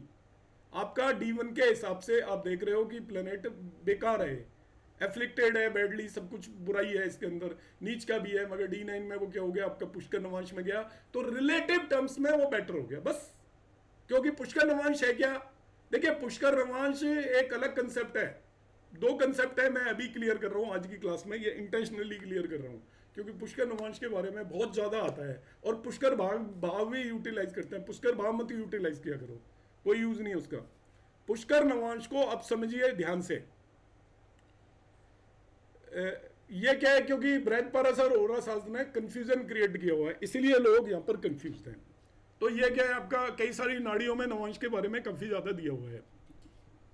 एक प्लेनेट को हम कहते हैं कि इंप्रूव होता है जब वो D1 से D9 के अंदर अपनी एक्सोल्टेशन साइन में जाए, ओन साइन में जाए या फ्रेंड साइन में जाए, ऐसा। मगर कहीं कहीं पे लिखा हुआ है शुभ ग्रहों के नवांश में चला जाए। आप पढ़ोगे फलदीपिका तो ये आपका क्या होगा, शुभ नवांश में चला गया। क्या मतलब है शुभ नवांश का, पुष्कर नवांश और क्या है, पुष्कर नवांश भी तो आपका जुपिटर का नवांश है, जुपिटर की राशि में जाता है, जब मरकरी की राशि के अंदर जाता है, वीनस की राशि के अंदर जाता है, तभी तो पुष्कर नवांश बोला जाता है उसको। तो ये एक्चुअली थोड़ा सा इंटरप्रिटेशन का डिफरेंस है। तो आप इसको नाउ ऑनवर्ड्स ये ध्यान रखेंगे कि कोई भी प्लेनेट यदि पुष्कर नवांश में गया है तो उसकी रिलेटिव पोजीशन ठीक है, D1 के कंपैरिजन में D9 के अंदर रिलेटिव पोजीशन ठीक है। तो रिलेटिव पोजीशन का मतलब आपको इंटरनल थोड़ा सेटिस्फेक्शन रहेगा उसके रिजल्ट से रिलेटेड, खराब भी दे रहा होगा तो सेटिस्फेक्शन रहेगा। कई बार हम खराब रिजल्ट में भी तो सेटिस्फाइड होते हैं ना, फेल होने वाले भी मैंने देखे हैं कि जैसे 5 पेपर है, 3 निकल के बढ़िया यार, 3 तो निकले, 2 ही पेपर तो बचे हैं, अगली बार दे लेंगे, सेटिस्फाई हो गया बंदा, इंटरनली सेटिस्फाइड है। वो तो कहा मैं कुछ भी पढ़ के नहीं गया था, एक भी नहीं निकलने वाला था, तभी भी मेरे 3 पेपर निकल गए। और दूसरा कह रहा है मेरे 98% आए हैं, ये 2% कैसे काट लिए यार, सारे पेपर सही थे, मैं तो रीचेकिंग के लिए दूंगा। तो दोनों सिचुएशंस को आप अंडरस्टैंड करने की इसके अंदर कोशिश करें। एक आपको नवांश एज ए कुंडली एनालाइज करना है, कब किसी की मैरिज देखनी है, हैप्पीनेस ऑफ मैरिज किससे होगी, कैसी रहेगी, उसके लिए एज ए उसको D1 चार्ट की तरह आपको एनालाइज करना है पूरी तरीके से। डिविजनल चार्ट के अंदर मैं ये एडवाइस दूंगा, बाकी आपने जो सीखा है वो आप रिटेन कर सकते हो, ज़्यादा चक्करों में नहीं पड़ना है। राजयोग, ये योग, वो योग, एक्सचेंज, ये देख लिया, वो देख लिया, कोई ज़रूरत नहीं है। आप इंडिपेंडेंट जब आप उसको देख रहे हो तो एस्पेक्ट्स के बियॉन्ड बिल्कुल मत जाइए, कोई फर्क नहीं पड़ने वाला। डिविजनल चार्ट में पहली बात तो एस्पेक्ट भी नहीं होते, यदि आप डिटेलिंग में पढ़ोगे, पढ़ाया जाता है, इसलिए मैं उसको यहाँ पर पेंडोरा बॉक्स नहीं खोल रहा क्योंकि वो कॉम्प्लिकेटेड हो जाता है समझाना, जबकि प्रैक्टिकली डिविजनल चार्ट के अंदर एस्पेक्ट भी नहीं होता, क्योंकि वो जब आप उसको उसको 9 राशियों में डिवाइड कर रहे हो, एस्पेक्ट कैसे हो जाएगा, सेम ही राशि को आप 9 पार्ट में डिवाइड कर रहे हो। तो एनीवेज पर भी आपको उसको एज ए इंडिविजुअल चार्ट जब एनालाइज कर रहे हो तब आप देख लीजिए कि 8वें भाव में गया, 5वें में गया, 6ठे में गया, जिसमें भी गया है। जब आप उसकी रिलेटिव पोजीशन देख रहे हो तब राशि के अलावा आपको कुछ भी नहीं देखना। D1 में किस राशि में है, D9 में वो किस राशि में गया है। वर्गोत्तम हो गया, बढ़िया है। वर्गोत्तम का मतलब क्या होता है, स्व राशि का हो गया। वर्गोत्तम को और रीड करने की जरूरत नहीं है। वर्गोत्तम को क्या रीड करोगे, वर्गोत्तम नाम ऐसा हो गया, नहीं, अपनी राशि में। तो अपनी राशि का प्लेनेट बली हो जाता है कि नहीं हो जाता है, तो बली हो जाता है बस वो। और बली का अभी मैंने क्या समझाया था, एफ्लिक्टेड है और बली हो गया तो क्या करेगा, वर्गोत्तम से खुश हो जाते हैं ना। तो देखो मैं खुशी छीन लेता हूं जो वर्गोत्तम से खुश है। आपका प्लेनेट एफ्लिक्टेड है और क्या हो गया, वर्गोत्तम। एफ्लिक्टेड की क्या कंडीशन है, खराब ही रिजल्ट देगा। एफ्लिक्टेड प्लेनेट, वर्गोत्तम की क्या है, स्ट्रॉन्ग है। तो जो प्लेनेट स्ट्रॉन्ग है वो खराब रिजल्ट दे रहा है, तो वो स्ट्रॉन्ग आपको खराब रिजल्ट ही मिलने वाले हैं। मगर वो आपका प्लेनेट एफ्लिक्टेड नहीं है, अच्छी कंडीशन में है, तो फिर वो वर्गोत्तम बहुत बढ़िया है, क्योंकि बली हो गया, आपको अच्छे रिजल्ट देने की स्थिति में है, और वो बली हो जाता है तो आपको बहुत स्ट्रॉन्ग रिजल्ट देगा वर्गोत्तम। बट इन 6 8 12 से कोई फर्क नहीं पड़ता उसका। आप वो रिजल्ट देखिए किनके देने वाला है, वो D1 से पता चल जाएगा आपको रिजल्ट। वहां पे 6 8 12 में तो 6 8 12 के भी रिजल्ट देगा, मगर वो और भी भावों के देगा, क्योंकि जो एक प्लेनेट रिजल्ट देता है नवमांशों में, वो जिस भाव में बैठा होता है उसके रिजल्ट देता है। वन ऑफ देम 7-8 रिजल्ट है, उनमें से एक रिजल्ट है कि वो जिस भाव में बैठा है नवमांश में उसके भी रिजल्ट देगा। बाकी रिजल्ट तो मेनली D1 से मिलेंगे आपको। D1 से मिलेंगे वो किन भावों का लॉर्ड है, कहाँ पर बैठा हुआ है, किस भाव को एस्पेक्ट कर रहा है, किन भावों का कारक है, उन सभी के रिजल्ट देता है एक प्लेनेट अपनी दशा में D1 से। और D9 में जाकर आप जब देख रहे हो तो वो केवल एक ही मान लीजिए कि वो जिस भाव में बैठा हुआ है उसे हम ऐड करेंगे, बाकी रिजल्ट D1 के भावों से ही मिलेंगे उसके। एक स्क्रीन शेयर करूंगा मैं। नीच का प्लेनेट अगर वर्गोत्तम है तो कोई बात नहीं, वो भी स्वयं राशि का हो गया, नीच भंग है वो, और इससे बड़ा कोई नीच भंग नहीं है, स्वयं राशि का बन गया ना वो। जी मैम कोई बात नहीं तो ऑलरेडी 100 स्टूडेंट हो रखे, कई वेट कर रहे होंगे। चलो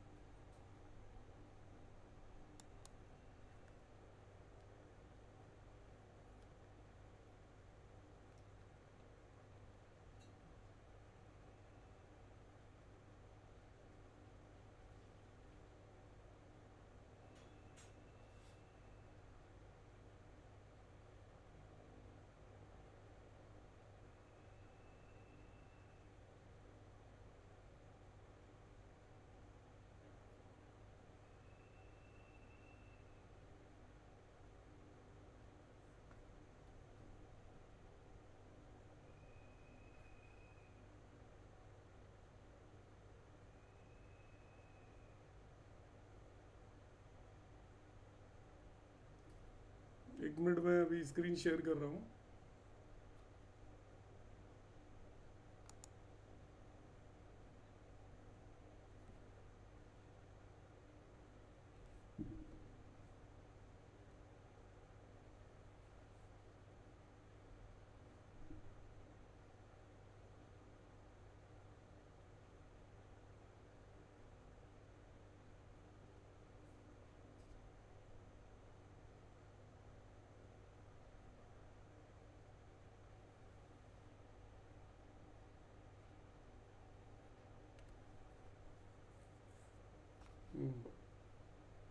स्क्रीन आपको शेयरिंग दिख रही है क्या? ये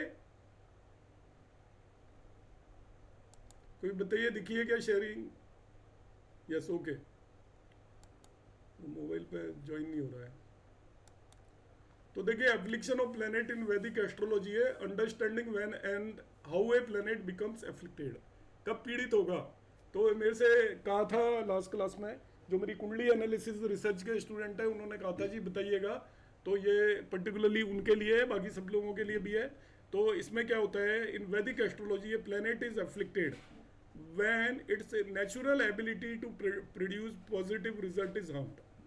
उसके जो पॉजिटिव रिजल्ट देने की जो एबिलिटी है वो खत्म हो जाती है, कम हो जाती है, तो उसे हम एफ्लिक्टेड माना जाता है। Affliction can arise from aspect, conjunctions, sign placement, house placement और अदर प्लैनेटरी कंडीशंस।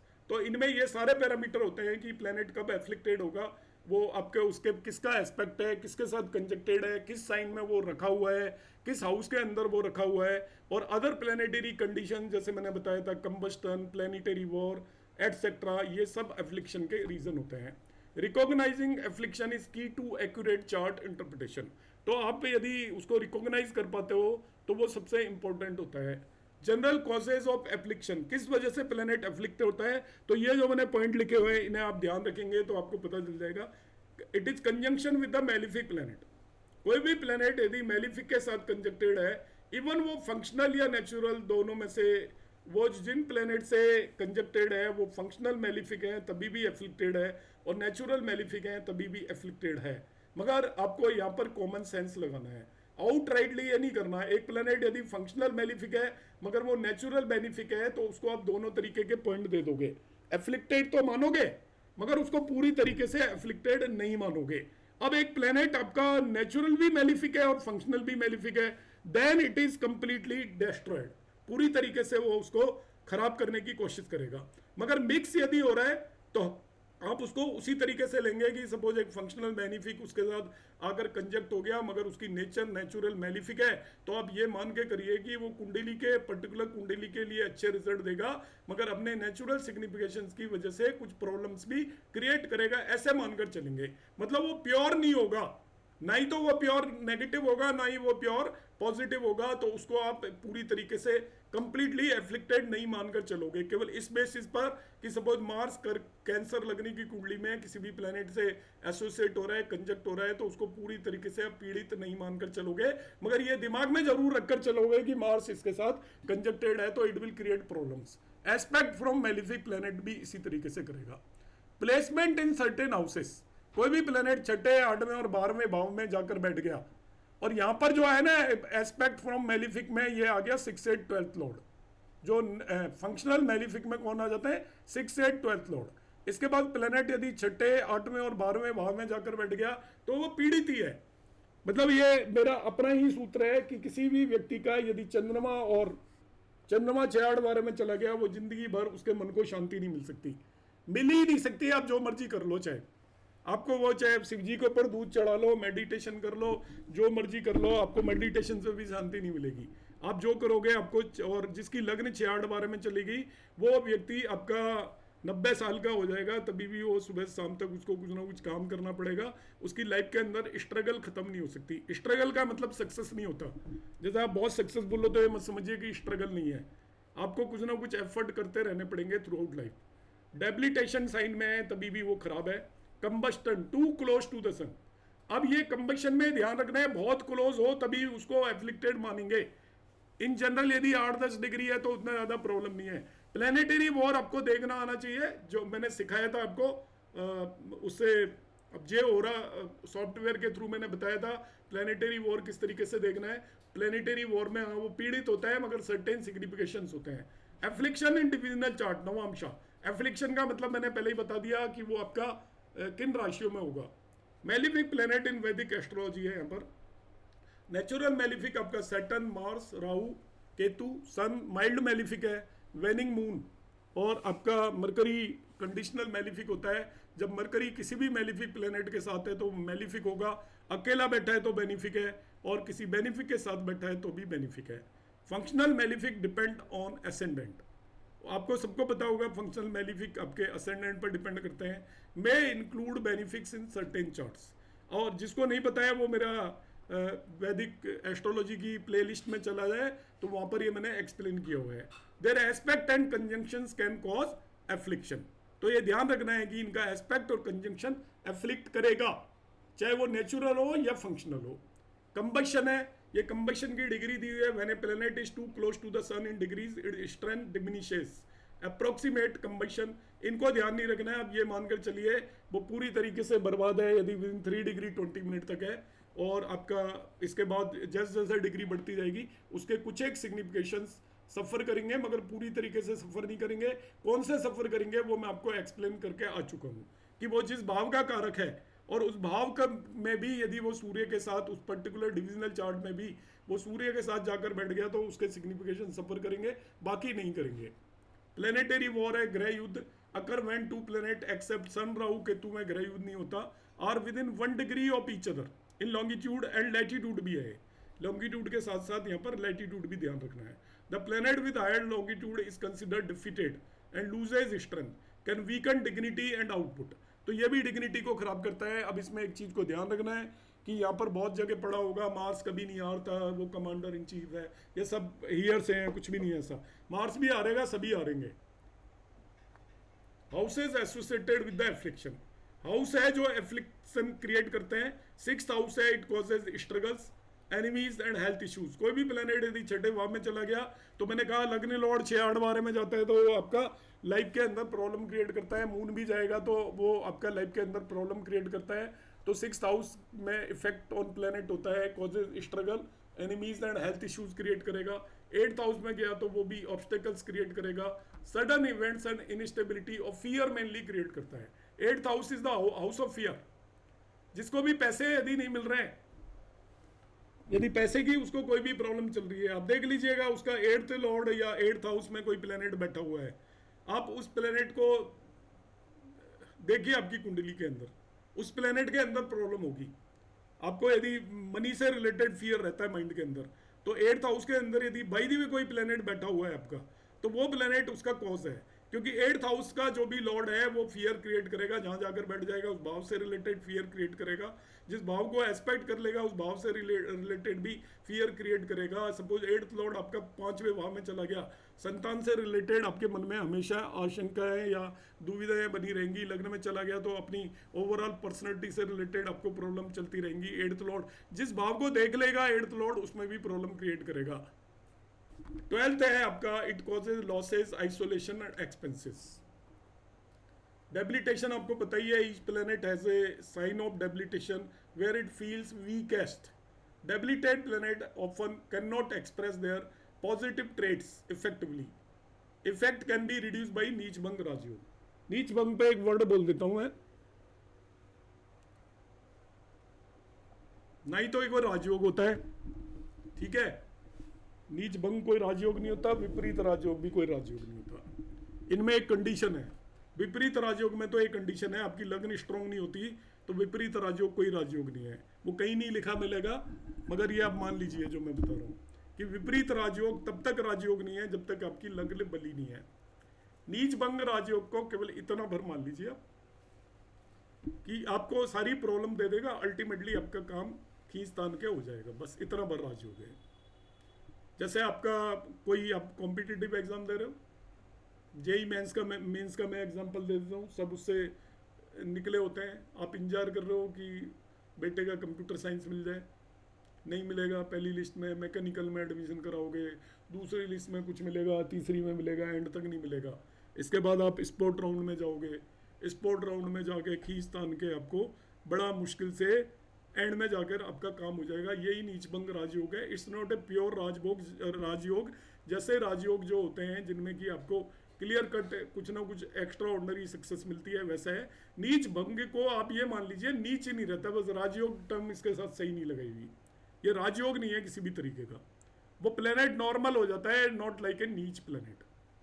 तो उसको क्या होता है, सपोर्ट मिल जाता है एक तरीके का, क्योंकि नीच भंग की कंडीशंस हैं। जैसे D1 में नीच का है और D9 में उच्च का हो गया, तो एक तरीके से वहां पर वो स्वराशि का हो गया, तो वो रिलेटिव टर्म्स में उसको स्ट्रेंथ मिल जाती है। तो रिलेटिव टर्म्स में उसको स्ट्रेंथ मिल जाती है प्लेनेट को, और वो रिलेटिवली स्ट्रोंगर हो जाता है, प्योरली तो स्ट्रोंगर नहीं होता। तो इसलिए इसको राजयोग, जब भी हम किसी भी चीज को कैंसिलेशन करते हैं तो हम यहाँ पर एस्ट्रोलॉजी में राजयोग टर्म यूज कर लेते हैं, और जैसे ही राजयोग आता है हम सोचते हैं पता नहीं राजा बन जाएगा। जो चपरासी होता है वो भी राजयोग है पुराने जमाने में। राजा के पास जो भी काम कर रहा है वो उसको सरकारी नौकरी वाले को, जिसको हम सरकारी नौकर बोलते हैं आज के समय पर, वो सब राजयोग धारक हैं basically.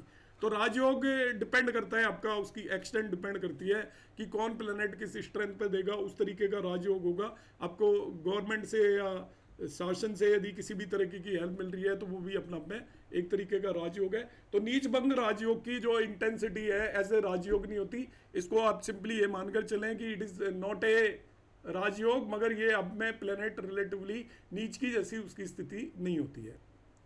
Rahu and Ketu afflictions shadowy planet है।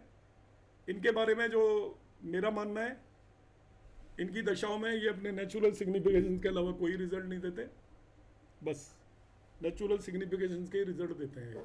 तो ये आपके राहु केतु को कौन एफ्लिक्ट करेगा, कोई नहीं कर सकता, मगर एफ्लिक्टेड है तो खराब ही देंगे, और एफ्लिक्टेड नहीं है तो ठीक रिजल्ट देंगे। सीधा सा नियम है, ठीक है। राहु केतु आपके एफ्लिक्टेड हैं तो खराब ही रिजल्ट देंगे, और एफ्लिक्टेड नहीं है तो आपके ठीक रिजल्ट देंगे, ऐसा मानकर चलें। प्लेसमेंट के बेस पर भी इनके रिजल्ट देखे जाते हैं। अब देखिए प्लेसमेंट के बेस पर कॉन्ट्राडिक्टरी स्टेटमेंट बता देता हूँ मैं आपको। बृहद पारस और होरा शास्त्र के ही स्टेटमेंट आपको बता देता हूँ कि हम जब सोचते हैं कि बृहद पारस और होरा शास्त्र तो वही आग बंद के मान लेनी चाहिए, पारशर ऋषि ने लिखा हुआ है, तो उसमें तो आप हम क्या चेंज कर सकते हैं। देखो वो कहता है कि आपका 63 हाउसेज, उपचे हाउसेज में मेलिफिक प्लेनेट अच्छे रिजल्ट देते हैं। गिल्लो उपचे हाउसेज 3, 6, 10, 11 हो गया, तो राहु तो मेलिफिक प्लेनेट है, अच्छे ही रिजल्ट देगा। फिर वो वहीं कहता है कि ये जिस भाव में बढ़ते हैं उसके स्वामी की तरह हो जाते हैं। तो यदि केंद्र त्रिकोण में हो गए तो केंद्र त्रिकोण के स्वामी की तरह हो गए। तो राहु केतु के लिए तो खराब रिजल्ट बचे ही कुछ नहीं, 8वें और 12वें भाव के अलावा सभी भावों में इन्हें अच्छे रिजल्ट ही देने चाहिए फिर, क्योंकि 63 वो आपके उपचे हाउसेज में मेलिफिक है 3, 6, 10, 11 में, तो वहाँ पे अच्छे रिजल्ट देगा। तो 3 और 6 आ गया और 11 आ गया, और 10 भी आ गया। और इसके बाद इनको हम कहते हैं कि ये जिन भावों में होते हैं उनके भाव स्वामी की तरह हो जाते हैं। तो त्रिकोण में तो त्रिकोण के स्वामी हो गए, और केंद्र में तो केंद्र के स्वामी हो गए। तो अब केंद्र त्रिकोण के 6 भाव और आपके 3 भाव वो हो गए त्रिसाढ़ के। ये 9 भावों के रिजल्ट तो ये आपको डेफिनेटली अच्छे ही देने वाले हैं। तो इसमें बेसिकली हमें ये मानकर चलना है कि राहु केतु आपका भावार्थ रत्नाकर कहती है कि अपने जो ये इनका डिस्पोजिटर होता है उसके भी रिजल्ट देते हैं। भावार्थ रत्नाकर ये कहती है इनके साथ जो प्लेनेट कंजक्टेड है उसके भी रिजल्ट देते हैं, जो प्लेनेट इन्हें देख रहे हैं उसके भी रिजल्ट देते हैं। ये भावार्थ रत्नाकर का कंसेप्ट है। Rahu Ketu gives result of जिस भाव में बैठे हैं उसके डिस्पोजिटर के, मतलब उसकी लॉर्डशिप के दोनों भाव। दूसरा, इसके साथ जो भी कंजक्टेड है उसके भी रिजल्ट देंगे, तो उसके भी भाव आगे पूरे, और जो एस्पेक्ट कर रहा है उसके भी रिजल्ट देंगे। मगर जो इसका एक्चुअल है और जो मेरा मानना है वही मैं आपको बता देता हूँ। आपका जो मानना है वो आप मान सकते हो कि अपने नेचुरल सिग्निफिकेशंस के रिजल्ट देते हैं बस, और जिस भाव में बैठे हैं उसके। अब जो एस्पेक्ट कर रहा है और जो कंजक्ट कर रहा है वो तो सभी को इन्फ्लुएंस करता है, तो इसे भी करेगा। एफ्लिक्शन देखेंगे हम। एफ्लिक्शन कैसे देखेंगे? यदि कोई बेनिफिक प्लेनेट इनको इन्फ्लुएंस कर रहा है तो ये मान के चलिए एफ्लिक्टेड नहीं है तो अच्छे रिजल्ट देने की स्थिति में होंगे। मेलिफिक कर रहा है तो आपके एफ्लिक्टेड है तो खराब रिजल्ट देंगे। वो ब्रेथ पर असर हो रहा है, साथ का भी इंटरप्रिटेशन यही आता है निकला गया कि यदि एफ्लिक्टेड है, अब रहा बात स्ट्रेंथ की, तो यहाँ पर इनका प्लेसमेंट के बेस पे स्ट्रेंथ देखी जाती है बस, कि ये त्रिकोण में बैठे हैं तो अच्छे ही रिजल्ट देते हैं, इसलिए कहते हैं हम। सपोज 5वें भाव में बैठे हुए हैं तो अच्छे रिजल्ट देंगे, और 5वें भाव के अंदर यदि वो केंद्र के स्वामी के साथ बैठ गए तो इसको हम राजयोग भी बोल देते हैं, केंद्र त्रिकोण। या ये आपके केंद्र में त्रिकोण के स्वामी के साथ बैठ जाए, त्रिकोण में केंद्र के स्वामी के साथ बैठ जाए, तो उसे हम यहाँ पर राजयोग मानते हैं। अब राजयोग क्यों बोल रहे हैं हम? राजयोग बोलने की नीड ही क्या है? आप कहेंगे वो अच्छा हो गया बस। जो कंजक्टेड है प्लेनेट, त्रिकोण का स्वामी आएगा तो त्रिकोण का स्वामी खराब तो नहीं होता ना, वो तो इसको इंप्रूव भी करेगा ना। इसको इंप्रूव कर दिया, एफ्लिक्शन खत्म हो गया। एफ्लिक्टेड नहीं है तो अच्छे रिजल्ट देगा, और एफ्लिक्टेड है तो खराब रिजल्ट देगा। ऐसा आप इसको मानकर चलें। तो राहु केतु के केस में षडबल जैसा तो कुछ होता नहीं है। राहु केतु की कोई राशियां नहीं होती, कोई उच्च का नहीं होता, कोई नीच का नहीं होता। तो आप इसमें सिंपली ये देखेंगे कि राहु और केतु जब भी आपके एक तो नेचुरल सिग्निफिकेशंस के रिजल्ट देते हैं बस, और जिस भाव में बैठे हैं वो सोर्स होता है रिजल्ट का। ये मैं मॉडिफिकेशन कर रहा हूं अपनी तरफ से। राहु केतु जिस भाव में बैठे होते हैं वो उसके रिजल्ट का सोर्स होगा, देगा नेचुरल सिग्निफिकेशंस के रिजल्ट, बाकी किसी चीज के नहीं देगा। अब जब हम कहते हैं कि त्रिकोण में बैठकर वो केंद्र के स्वामी के साथ बैठकर राजयोग बनाता है, वो राजयोग और कुछ नहीं है, वो थोड़ा बेटर कंडीशन में हो गया तो अच्छे रिजल्ट मिल जाएंगे। त्रिकोण में और केंद्र में बैठकर त्रिकोण के स्वामी के साथ बैठा है तभी भी राजयोग हो गया। तो राजयोग क्या है? और अच्छी स्थिति में हो गया वो, तो अच्छी स्थिति में एफ्लिक्टेड नहीं है तो खराब रिजल्ट नहीं देगा बस। तो इतना भर हमें ध्यान रखना है। कौन सोर्स होगा रिजल्ट का? सबसे इंपॉर्टेंट जो चीज है वो पता होना चाहिए, सोर्स। क्या रिजल्ट मिलेंगे वो जब तक पता नहीं चलेगा, आपको सोर्स पता नहीं है। तो सोर्स होगा आपका जहां पर राहु या केतु जिस भाव में बैठे हुए हैं वो सोर्स बन जाएगा रिजल्ट का। तो इस तरीके से हम राहु केतु को इंटरप्रेट करेंगे। रेमेडीज फॉर एफ्लिक्टेड प्लैनेट्स है, तो रेमेडीज काम करती है, जो बिलीव करता है वो कर सकता है। तो रेमेडीज होती है जो भी आपको पता चल गया प्लैनेट एफ्लिक्टेड है तो मेरे कहे अनुसार वो खराब ही रिजल्ट देगा। ठीक है, इसमें भी अलग अलग थ्योरीज मिल जाएंगी आपको। तो मंत्रा चैंट करेंगे उसके हम। मंत्रास का मतलब ये होता है, मंत्रा बोलना, मंत्रा ऐसे ही कुछ करना इज नॉट मंत्र चैंटिंग। उसको आप फील करिए, महसूस करिए, और सबसे पहले कर्मों पे काम करिए। जिस इंसान को अपने कर्मों पर कंट्रोल नहीं है और जो ये मानता है कि मैंने जो भी कर्म किए हैं वो अच्छे किए हैं, उसे ही मंत्र पर काम करना चाहिए। यदि आपके कर्मों में आपको लगता है कि कोई प्रॉब्लम है तो वो आप टाइम वेस्ट कर रहे हो, कोई भी मंत्र काम नहीं करेगा। तो सबसे पहले कर्माज हैं। फिर यहाँ पर कुछ लोग स्टोन, जेम स्टोन एडवाइस करते हैं, वो एक्सपर्ट एडवाइस से लें। यदि आप किसी प्रोफेशनल के पास चले जाएंगे तो वो आपको जरूर पहना ही देंगे, चाहे आप पहनने के लिए एलिजिबल हो या नहीं हो, वो जरूर पहना देंगे, क्योंकि उन्होंने बेचना है, उनका कमीशन होता है, तो कमीशन खाने वाले आपको जरूर पहना देंगे। तो एक तो जो खुद स्टोन आपको बता रहा हो इससे ले लो, उससे ले लो, उससे कभी मत पहनो आप, वो आपको ज़बरदस्ती पहना ही देगा। Charity and donations related to the planet आप कर सकते हो। स्ट्रेंथनिंग वो है यंत्रास, तो यंत्रास यदि आपको कोई मिलता है बनाने वाला। Adopting life style changes to balance planetary energy, ये ठीक है सबसे। अब प्लानिटरी एनर्जी क्या होता है कि आपको पता है आपका मार्स एफ्लिक्टेड है। मार्स किस चीज़ का कारक है, उन चीज़ों पर काम करने लग जाओ। मरकरी एफ्लिक्टेड है, किस चीज़ का कारक है, उन पर काम करने लग जाओ। मून एफ्लिक्टेड है, किस चीज़ का कारक है, उस पर काम करने लग जाओ। उस पर काम करोगे तो आपको और कोई भी रेमेडी नहीं करनी पड़ेगी। कंक्लूजन्स है, affliction reduces a planet's ability to give favourable result. तो प्लैनेट एफ्लिक्टेड है तो उसकी फेवरेबल रिजल्ट देने की एबिलिटी खत्म हो जाती है, रिड्यूस हो जाती है। और मैं जो कहता हूँ एंड में ज़्यादा ब्रॉडली वो अच्छे रिजल्ट नहीं दे सकता। Causes must be assessed in context of entire chart. Remedies and yoga can mitigate negative effects. That's all.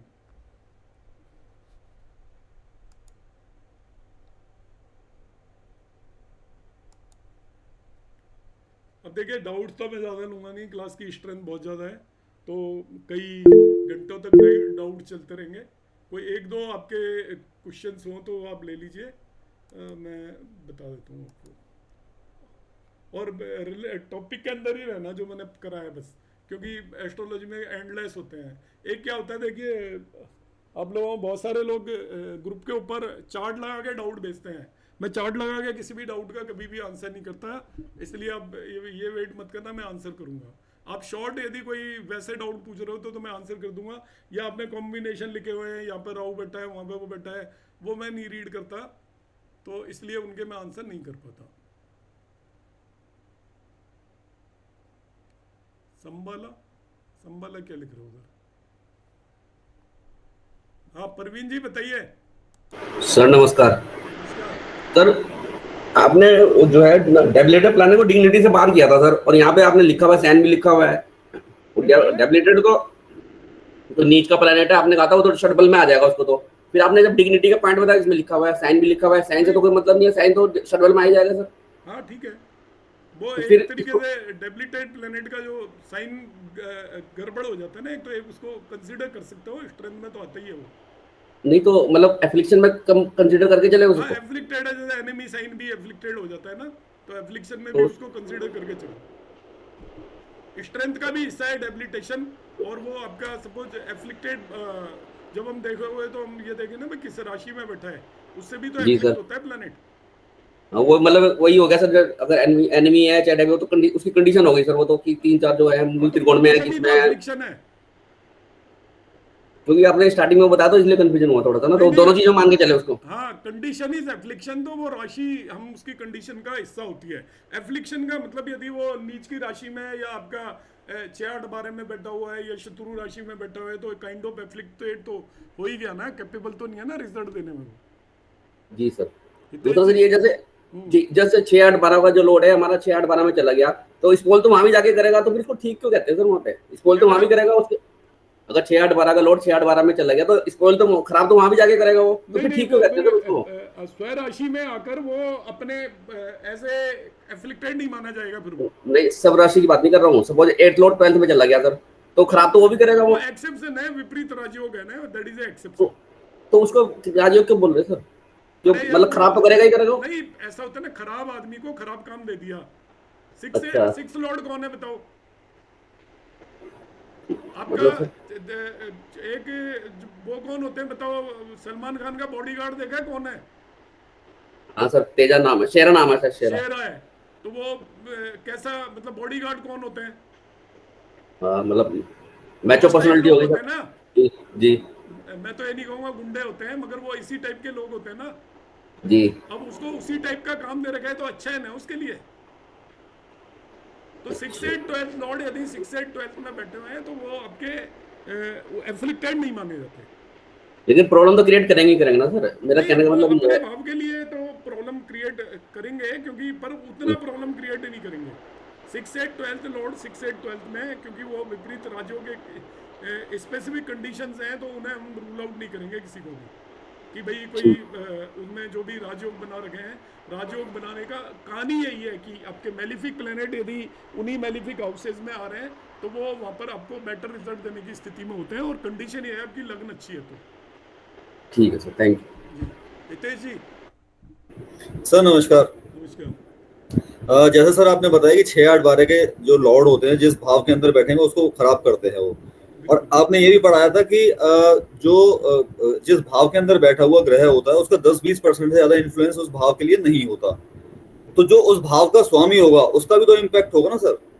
नहीं नहीं, अगर भाव को खराब करने का मतलब वो मैंने ये पढ़ाया था, आप जो जहाँ की बात कर रहे हो कि एक प्लेनेट जब रिजल्ट देता है, ठीक है ना, तो 10-20% भी इन्फ्लुएंस हुआ तो भाव को तो खराब किया ही ना उसने। नहीं, पूरी तरह बर्बाद नहीं है, जैसे आपने कहा कि पूरी तरह बर्बाद कर देगा 8वें का स्वामी जैसे जहाँ वो बैठे। आपका 8th लॉर्ड है वो बहुत ज्यादा मेलिफिक है, और बहुत ज्यादा मेलिफिक प्लेनेट है वो, यदि किसी पर्टिकुलर भाव के अंदर जाकर बैठ गया तो उस भाव को तो खराब तो कर ही दिया ना उसने, आपका एफ्लिक्ट कर दिया। अब खराब भाव हो गया तो एक भाव जब खराब हो जाता है तो उसके रिजल्ट वो जड़ होती है एक्चुअली, भाव इज द रूट। अब भाव आपका चाहे 20% भी खराब हो गया तो आपको रिजल्ट मिलने की पॉसिबिलिटी काफी कम हो जाती है। तो बाकी जो 80% रिजल्ट होंगे वो उसके भाव के स्वामी डिसाइड करेगा कि कैसे रहेंगे। 20% खराब होने का मतलब ये होता है कि आपने जैसे पर्सन उसको 80% रिजल्ट देगा, ये मैं नहीं करा, उस भाव को खराब करने का मतलब है कि कोई एक ठीक ठाक चीज है, आपकी कार का टायर पंचर कर दिया, कितने परसेंटेज खराबी हुई? 25% हो गया एक टायर अगर पंचर है तो। मगर वो कार किस काम की है? किसी काम के लिए। आपके पानी उसके अंदर नमक डल गया, खेत के अंदर सॉल्टी वाटर डाल दिया किसी ने, पानी तो सॉल्टी वाटर ही डाला है मगर उसके अंदर आप फसल पैदा नहीं कर सकते पूरी तरीके से, एक कमी आ गई ना, कमी जहाँ आ जाएगी तो फिर रिजल्ट मिलने में, भाव फल मिलने में दिक्कत क्रिएट होगी। ठीक है, दूसरा सा एक सवाल था कि जो भी आपने बताया कंबस्ट का, कि जुपिटर अगर बुध है वो सूर्य से सपोज एक डिग्री आगे निकल गया है, कंबस्ट तो है बट वो थोड़ा सा ठीक इम्प्रूव हुई उसकी सिचुएशन, 1 डिग्री में तो कंबस्ट ही मानो उसको कंबस्ट। और अगर D24 के अंदर जो उसका एजुकेशन का है, उसका कारक भी है बुध, वहां चला जाता है वो 6th हाउस के अंदर, तो खराब ही होगा सर दोनों जगहों पे, मतलब वहां सूर्य के साथ में नहीं है बट 6th हाउस के अंदर है, D1 में कंबस्ट है और D24 के अंदर 6th हाउस के अंदर चला गया है, तो एजुकेशन का खराब ही होगा। 6, 8, 12 में यदि D24 में जाता है तो खराब ही है, खराब ही करेगा ना। ठीक सर, थैंक यू, यही थे। माधुरी मैम। हरे कृष्णा सर। सर आप कंबस्टन का बता रहे थे सर, जब कोई प्लैनेट सूर्य से पीछे रह जाता है सर, वो नहीं कंप्लीट हुआ था। अब वो पीछे कि रहेगा वो थोड़ा ज्यादा खराब होता है। सर वो तो ठीक है, अगर 3 नवांश पीछे है तब भी? नहीं, तब तो उतना कंबस्ट भी नहीं है बहुत ज्यादा, आपका यदि एक का नवांश पीछे है तो ज्यादा खराब होता है, 3 नवांश तो अराउंड 10 डिग्री हो गए तो कोई दिक्कत नहीं है। हाँ जी, तो सर वो मूव तो टुवर्ड्स सन कर ही रहा ना प्लैनेट। ठीक है, पर वो दोनों में डिफरेंस काफी ज्यादा है ना, तो सिग्निफिकेशन में लॉस उतना ज्यादा नहीं होगा। हाँ सर, मेरा एक अगला क्वेश्चन ये है, आपने बताया कि 6, 8, 12 में चंद्रमा हो तो चाहे वो कुछ भी कर ले उसका मन शांत नहीं रहेगा, तो सर ये अगर नवांश में वो चंद्रमा उच्च का हो जाए या अच्छा प्लेसमेंट हो? नहीं, वो उससे कोई लेना देना नहीं है, नवांश में कुछ भी हो। अच्छा, कुछ भी नहीं।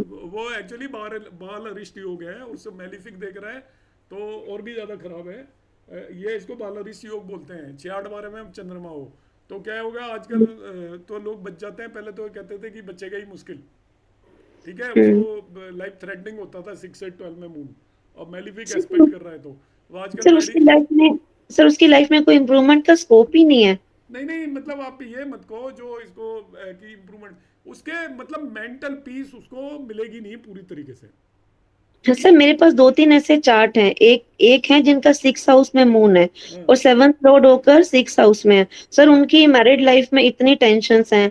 और दूसरा चार्ट है जिनका 8th हाउस में मून है पर वो कैंसर साइन का है, बट सर वो पर्सन थोड़ा सेटिस्फाइड है अगर अपनी ही राशि में है तो सर इसके बदल जाता है थोड़ा सा।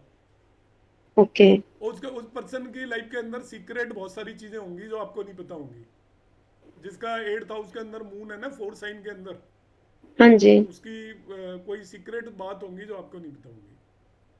पर सर वो इतना डिससेटिस्फाइड नहीं रहेगा है ना कंपैरेटिवली। हाँ ठीक है, वैसे मून 4 साइन में अच्छा नहीं होता, मून अपनी राशि में भी देखो ना ही तो उचका होता है ना ही मूल त्रिकोण होती है।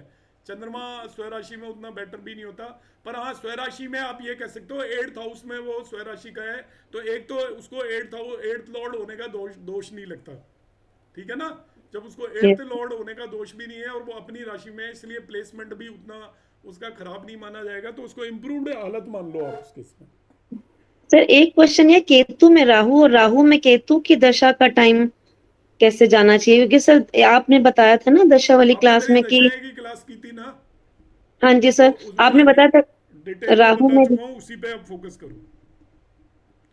सर आपने कहा था राहु में हम रिसीव करते हैं, केतु में हाँ तो दोनों ही काम जिससे करने पड़ेंगे ना आपको, आप रिसीव भी दोनों ही करोगे, ले भी चलेंगे दोगे। अब ऐसा थोड़ी होता है हम एक पर्टिकुलर टाइम में आप अपने मम्मी के घर गए, मम्मी से आप दान दक्षिणा ले आए, आप घर आए ननद आ गई, उसको देना पड़ गया, हो गया ना। दोनों चलेंगे, यस हाँ जी। तो आप खुश होके आओगे भाई मम्मी ने ये दिया, और इसके बाद पता लगा ये तो बहन जी आ गई, बहन जी को देना पड़ गया, तो you are a receiver as well as a giver, तो दोनों ही होंगे। या आपको सपोज आप किसी को इमोशनल सपोर्ट कर रहे हो, एक पर्सन को तो आप इमोशनल सपोर्ट दे रहे हो, और हो सकता है आपको कोई दूसरा पर्सन इमोशनल सपोर्ट दे रहा हो। जी सर।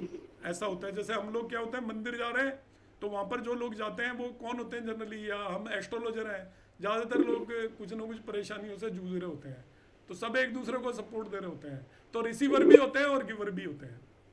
अधिकतर लोग, मतलब नॉट ऑल, पर अधिकतर लोगों को कुछ ना कुछ तो होती है बात जिसके लिए हम एस्ट्रोलॉजी में आते हैं, कुछ रीजन ढूंढ रहे होते हैं, तो वो एक दूसरे को सपोर्ट कर रहे होते हैं, और एक जना दे रहा होता है, दूसरा ले रहा होता है, वो आगे किसी को बता रहा होता है, और इस तरीके से चलती है चेन।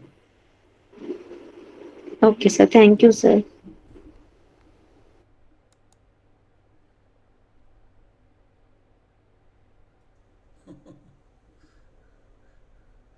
डाउट तो मैं नहीं लूंगा, और माफ कीजिएगा ना, उसका रीजन क्या है कि आज मेरी वैसे ही कई सारी क्लासेस होती है, और 8 o'clock मैंने इसीलिए रखा था कि अभी मेरे को कुछ काम है, तो सब माफ कीजिएगा प्लीज।